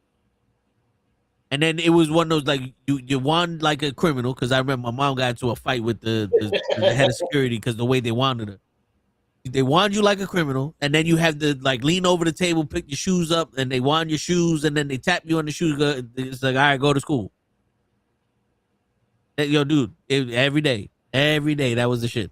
But it was funny because I'm in automotive school, so when I'm in automotive, I got access to outside. Some of these kids would drive to school, so I go in with nothing. I go to homeboy's car, I pull out the burner, and now I got my shit in school. That's what happened a lot of times. Right. Dude did that shit when we had a party at it was I guess they called it school dances back in the day. I guess we had a school party, like the only one we went to, and this dude hid his gun in the automotive locker during the party. He went and got his shit and started robbing people. He didn't fuck with me because some people knew I was crazy. Yeah, there was one of those things like, yo, bro, because I don't know I don't know. I knew a bunch of people, but I was, like I said, I was always out. So I wasn't really going to school constantly until I was already a fucking sophomore. Right. So freshman a junior. Freshman and sophomore, I wasn't there all the time, but I knew people. Like I would conversate with people when I was there. And there was one time I'm sitting at the table and a French fry or something goes flying over me. And I was like, oh, hell no. So I walked up. I got up. I walked to the entire table. I said, which one of y'all motherfuckers want to get fucked up? And every single one of them looked at me like they were scared as shit. And I was like, in my head, I was like, I'm not that scary. What the fuck is going on? I turn around. It was about 40 people behind me, ready to fuck them people up. They wasn't sitting next to me, Hoach. I don't know who they was. But it was one of the, I guess they were like, yo, if this nigga's gonna fuck him up, then we gonna fuck him up too. Like, I don't know how that happened. Yo, people get tired. Yeah, I was like, oh shit. Cause these was like the freshmen. I was like, yo, I will fucking kill you. Like, don't do this. You ain't hard, nigga. like shit. Oh, that's what happens. You know, that the person who threw that French fry thought they were fucking being funny or being cool. And you know. Yeah. Oh yeah. Shit. It was this was middle school. This one kid, he was I want to say he was Jamaican. I think he was Jamaican. He had the hat with the dreads and all that. Right. Now he was known, like, he fought a girl at the school. Like, he was known for fighting people. And we're at the senior trip, and we're at the Pelham Bay Park at the track, and he wants to talk shit. So I talk shit right back to him. He's like, yo, you think I'm gonna fight you fair? I'm gonna get a bottle and smack you with it. I had a Snapple bottle. So I finished drinking and I tossed it to him. I said, now you got a bottle. What's good, nigga? Yo, this dude dropped his shit and walked away. That's probably some shit I would have done too. I was telling DJ yesterday, I was like, I was stupid. I was stupid as a child. Like, don't get me wrong. I'm lucky that he didn't swing at me and Right. you know, hit me with the fucking bottle. But I was dumb enough to go out like, what's up? You know what I'm saying? Like, go ahead. Yep, bro. I'm 100% there. Was it like, yo, like, I remember people be like, yo, like, even in my high school, when I was in high school, there was the beginning of the gangs. Latin King, Nietas, Zulu, and I think there was one more. Huh? The Crips? No, they were still in LA. They hadn't made it over here yet. Okay, yeah, because my school had the Crips. Right. So, Yeah. And it's funny because, you know, each gang in the school had I guess, like, the head nigga for the school or whatever. Yeah. And they were like, yo, if they wanted you to join, they would try to jump you and then have you join. And I remember I played basketball with the head guy from Zulu. You know what I'm saying? And like he like, I've always been like 5'8", but my game is low post. Even in high school, my game was low post. Yeah. And now he's like 6'1", 6'2", and I'm boxing him out. And I'm grabbing rebounds and shit like that. And he's getting tight. Dude, I'm just manhandling him because he's like 6'2", but he's skinny. I got, you know. Yeah, you got some man weight on you. Yo, so I'm just man him, pushing him out or whatever. And some dude on my team goes like, yo, you know who that is? You gotta let him grab rebounds. So like, I don't give a fuck who that is. Nigga, I'm trying to fucking win. Fuck out of here. He goes, if you want to win, he better catch these fucking rebounds. Word. Fuck out of here. And he heard me said that shit after the game. He was like, yo, I respect that because you don't care. You just, I'm like, yo. And he was like, yo, I'm so and so. I was like, yo, I don't join any gangs. I said, I told him straight out, I'm a lone wolf. I'm not gonna fight some dude because you had some problems with that dude, and then you probably started the fight. Yeah. I'm not doing that. Yeah. I'm not getting shot because so and so who is part of our gang wants to talk shit to so and he shot so and so. So now everybody in the gang gotta watch their back. I'm not doing that. So basically, that's what happened with each, and then the members of Latin King and Nieta actually grew up around my way. Like I went to my school thinking I wasn't gonna know nobody from around my way, and there ended up being mad niggas from around my way, and I was like, fuck. And they knew me. Well, because I'm like, yo, when they gave me 3 chances. When they gave me 3 schools when I came back from DR, G-Dubs. And I was like, yo, I want to go play football. But then I remember my mom worked down the block from G-Dubs. Ooh. I was like, nope, that's a dub for G-Dubs. Martin Luther King and then Park West. And I knew a bunch of motherfuckers in Park West. So I was like, yo, I don't know anybody in King. Fuck, I'm gonna go to King. And it ended up the niggas that I grew up playing street basketball, like on IS 90 and shit like that. Most of them niggas went to King. So I told them, I was like, yo, don't even tax me to join or whatever.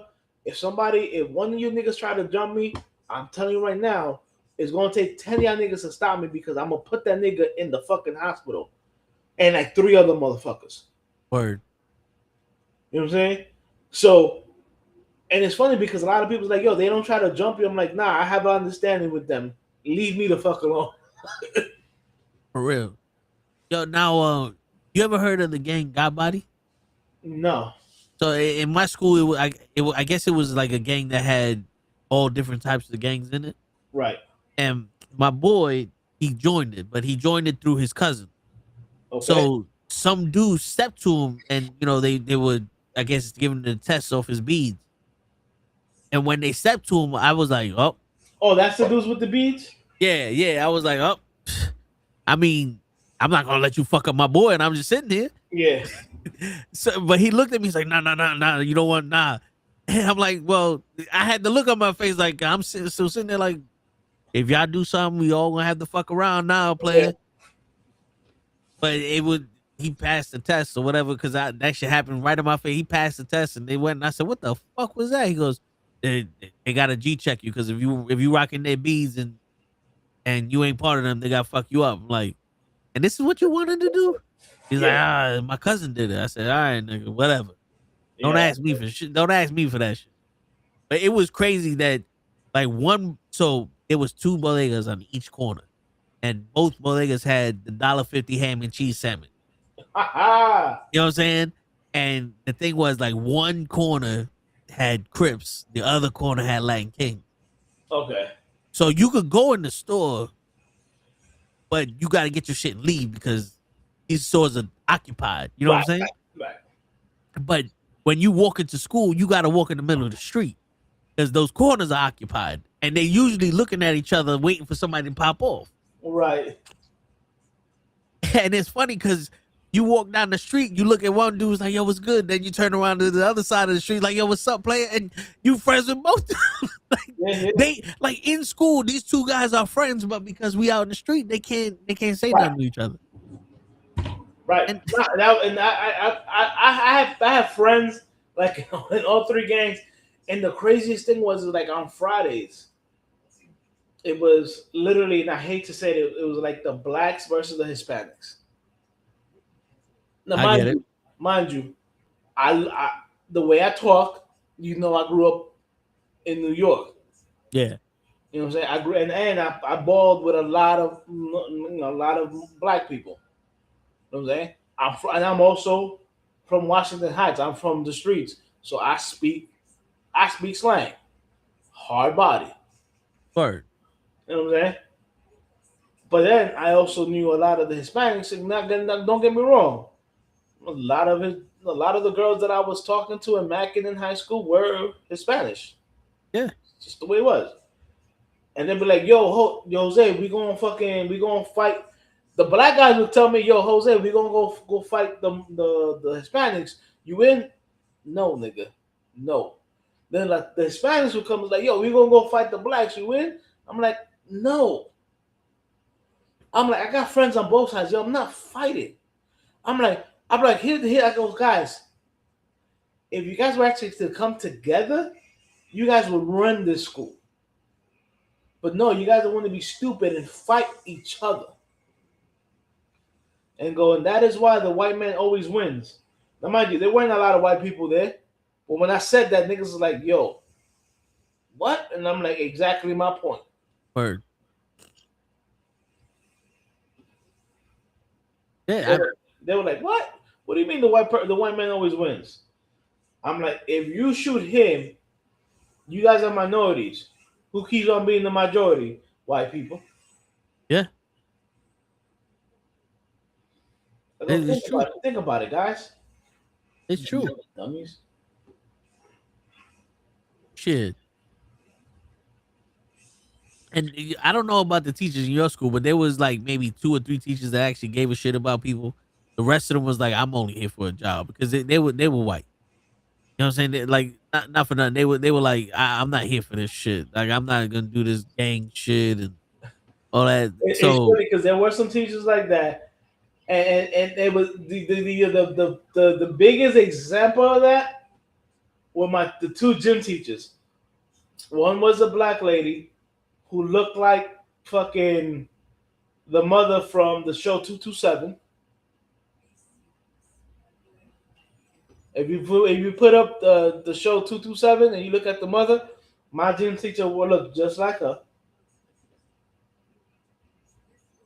okay, You know what I'm saying? And then the guy who was the other gym teacher was my baseball coach, Mr. Marini. Mr. Marini did not give a fucking shit. Like he would sit down and in gym class and let everybody do whatever the fuck they want. Her name was Miss Washington. Miss Washington, like she would try to get the girls to get dressed and participate in gym. Like even the girls that used to be like, I just want to sit in the bleachers and not get dressed. And she's like, why are you doing that? I'm like, all you gotta do is get dressed. I said, you can get dressed and then sit in the bleachers, but as long as if you're not dressed, I can't give you a grade. Yeah, at least if you're dressed, I can say that I can give you a grade or whatever. And some of these bitches was dumb stupid. They still didn't want to go get dressed. But yeah, she cared. You know what I'm saying? yeah. Serena's like, I don't give a fuck. You not dressed? All right, fuck it. I'm just gonna mark you not dressed. That means you get no credit for the fucking class. Word. Shit. And the crazy, like some of these teachers were scared.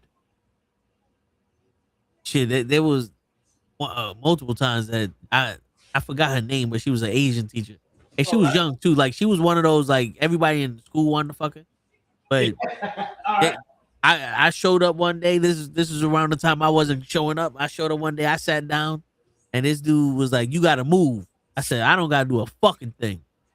And this girl was like, "Oh, like she was ready to call the fucking National Guard."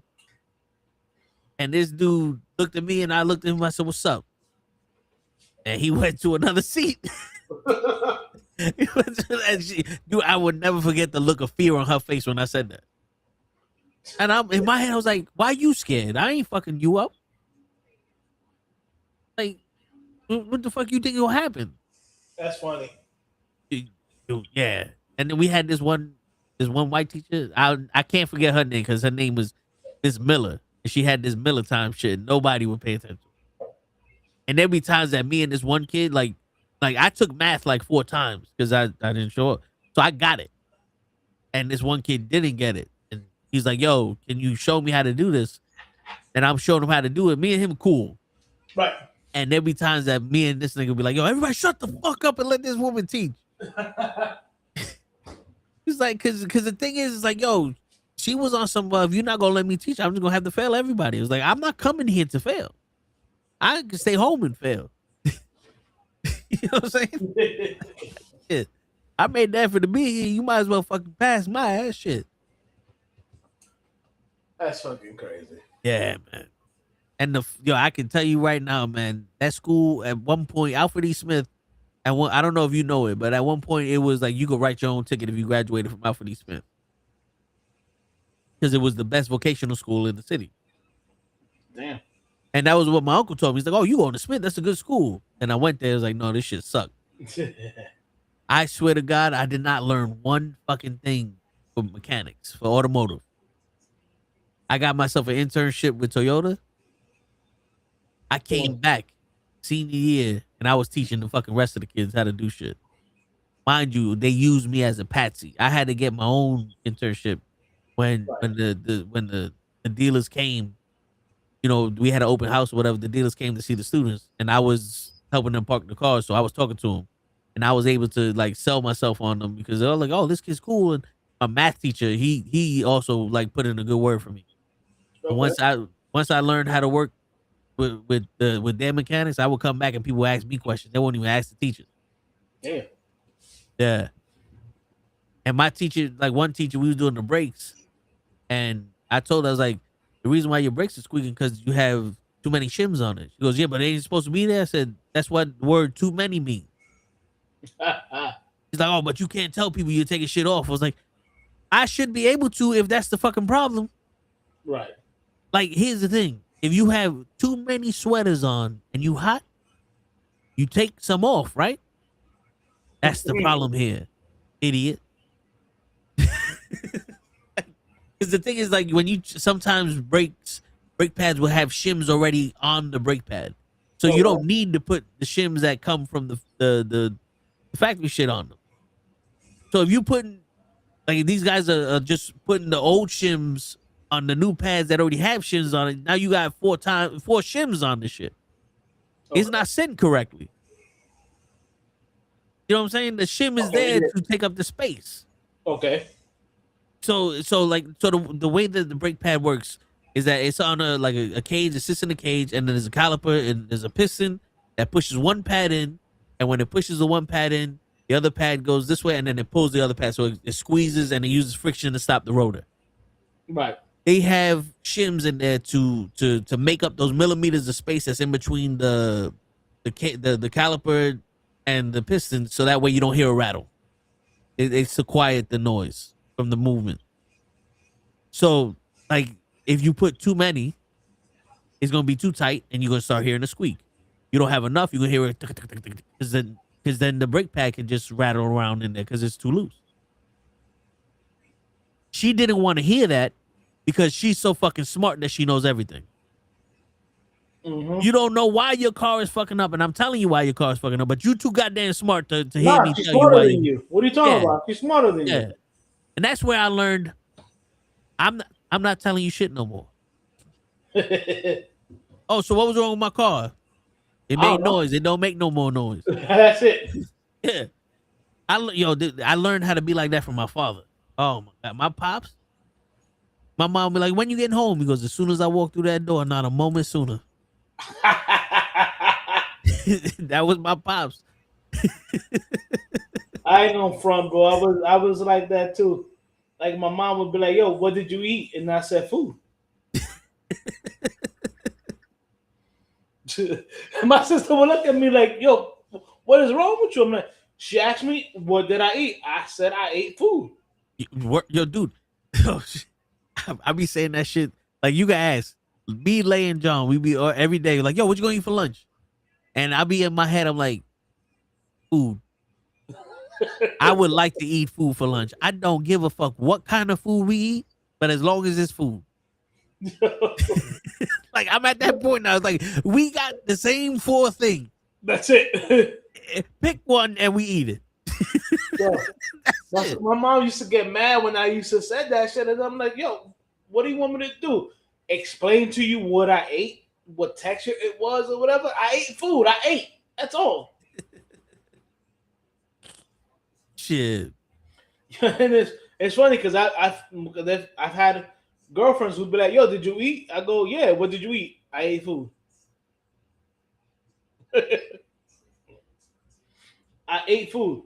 What do you do? Eat. I ate food. Word. Shit. I just find that funny, but I really do. Like, what do you want me to tell you? I ate an alien tail? Shit. One time I got mad at one of my girlfriends. I'm like, what do you want me to tell you? I had oxtail, but it wasn't good because it didn't fall off the bone, but it was still good enough for me to eat. Then I had rice and beans. You know, the rice was a little bit overcooked, but it was all right because the beans were a little bit undercooked. That kind of evened things out. Like, the fuck you want me to tell you? I ate food. Oh, man. You know what's funny? Like, sometimes I'll be asking me, like, yo, what you gonna eat for lunch? I need some inspiration. They don't respond. I'll be like, yo, this is what I got. So today I sent my homegirl, I was like, look, this is what I got. Rib tips and pork fried rice. He's like, damn, I miss New York Chinese food. I said, don't let the picture fool you. This shit was horrible.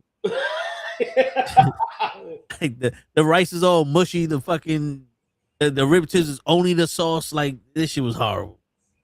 I regret buying it. Yo, bro, not for nothing, I stopped eating Chinese food.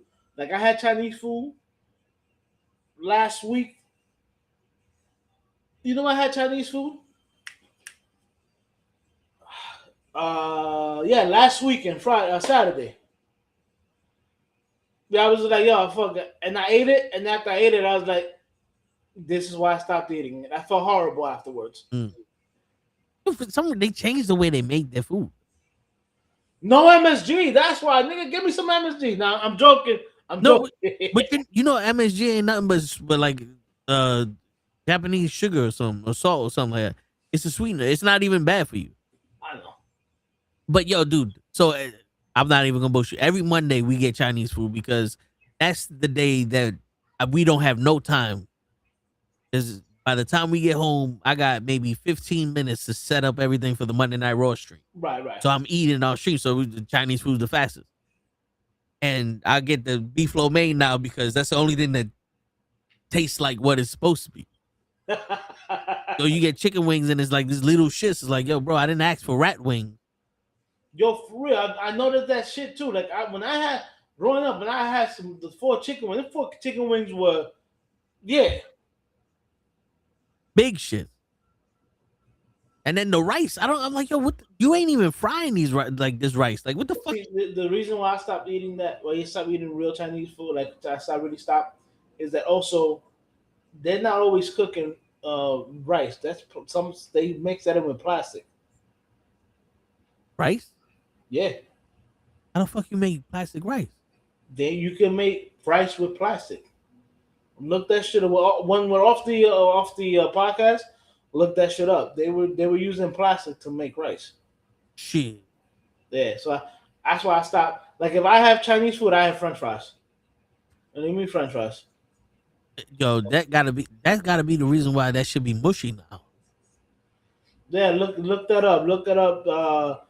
It's Chinese or Japanese or whatever. Like I'm sorry to say this, but some Orientals are they mix regular rice with plastic rice.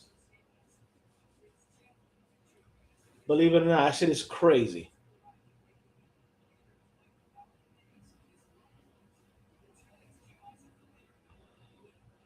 Yeah, Mr. Loki, Japanese whiskey is good. And not only that, also like it comes with some cool looking bottles with like samurais on top of it. Like you're looking up, ain't you? Yeah. So they're saying it's not plastic, it's artificial rice made from starches and broken grain. Or rice contaminated with synthetic resins or wax for fraud. It's plastic, bro.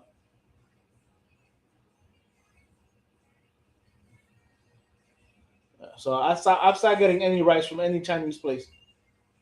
Yeah. I get French fries. Sorry to burst your bubble. Yo, listen, man. The rice ain't that fucking good anymore. Yo, one like it's funny. I'm eating the Chinese food today from the first choice. You know, and I'm like, yo, this shit is horrible. And it made me go, yo, I want to go back to my old neighborhood and try that Chinese food to see if that shit changed. Yeah. Cause yo, dude, it's funny. I googled my old neighborhood, and on Google, that area literally said it. I don't know if it still says it, but when I looked at last time, it said Little Yemen. Really? Yeah, dude, it changed. It went from all Italians to when my family moved in there, and then there was some Puerto Ricans and black people, and then now all of a sudden it's all Muslim. That's crazy. Dude, it's crazy because there's stores now. It's literally all like the Muslim writing. Yeah. And you see that, and it's like the Muslim fashion, a bodega with the Muslim store, Muslim toilet shit, and then the New York Fire Department, and then another Muslim carpet place, Muslim this, Muslim that, Dunkin' Donuts.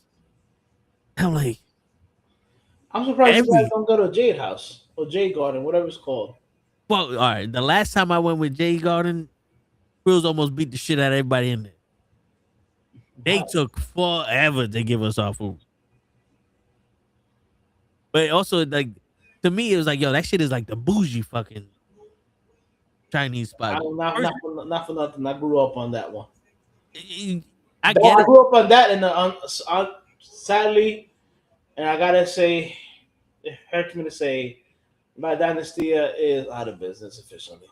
That's the one. Because I was like, yo, there was one that was like good. That was like, it was expensive, but it was very good. It was That one. It was across the street from the Bank of America, La Dynastia. They finally closed it. Shit.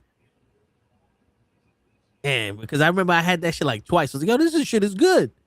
It's expensive, but it's good. And now that same price is what you can't buy a bag of chips without spending $20 out there.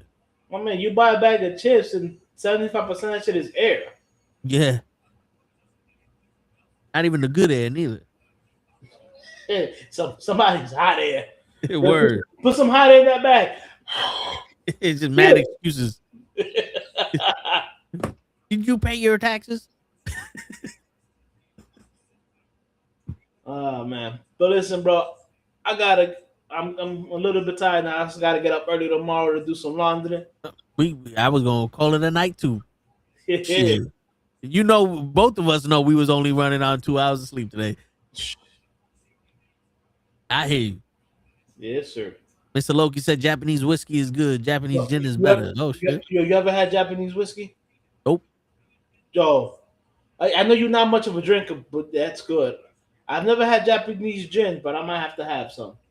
Shit, yo, if we ever try it, we both gotta at one point go, uno mas. Uno mas. Shanghai night. Just so people don't get the reference. But on that note, ladies and gentlemen, it's your friendly neighborhood knuckleheads signing out. Peace. Appreciate y'all stopping by. Mr. Loki, appreciate you participating. Appreciate you, Hutch, for stopping by. Always making a good conversation. Appreciate you for having me on. Anytime, brother. Peace, everybody. All right, brothers.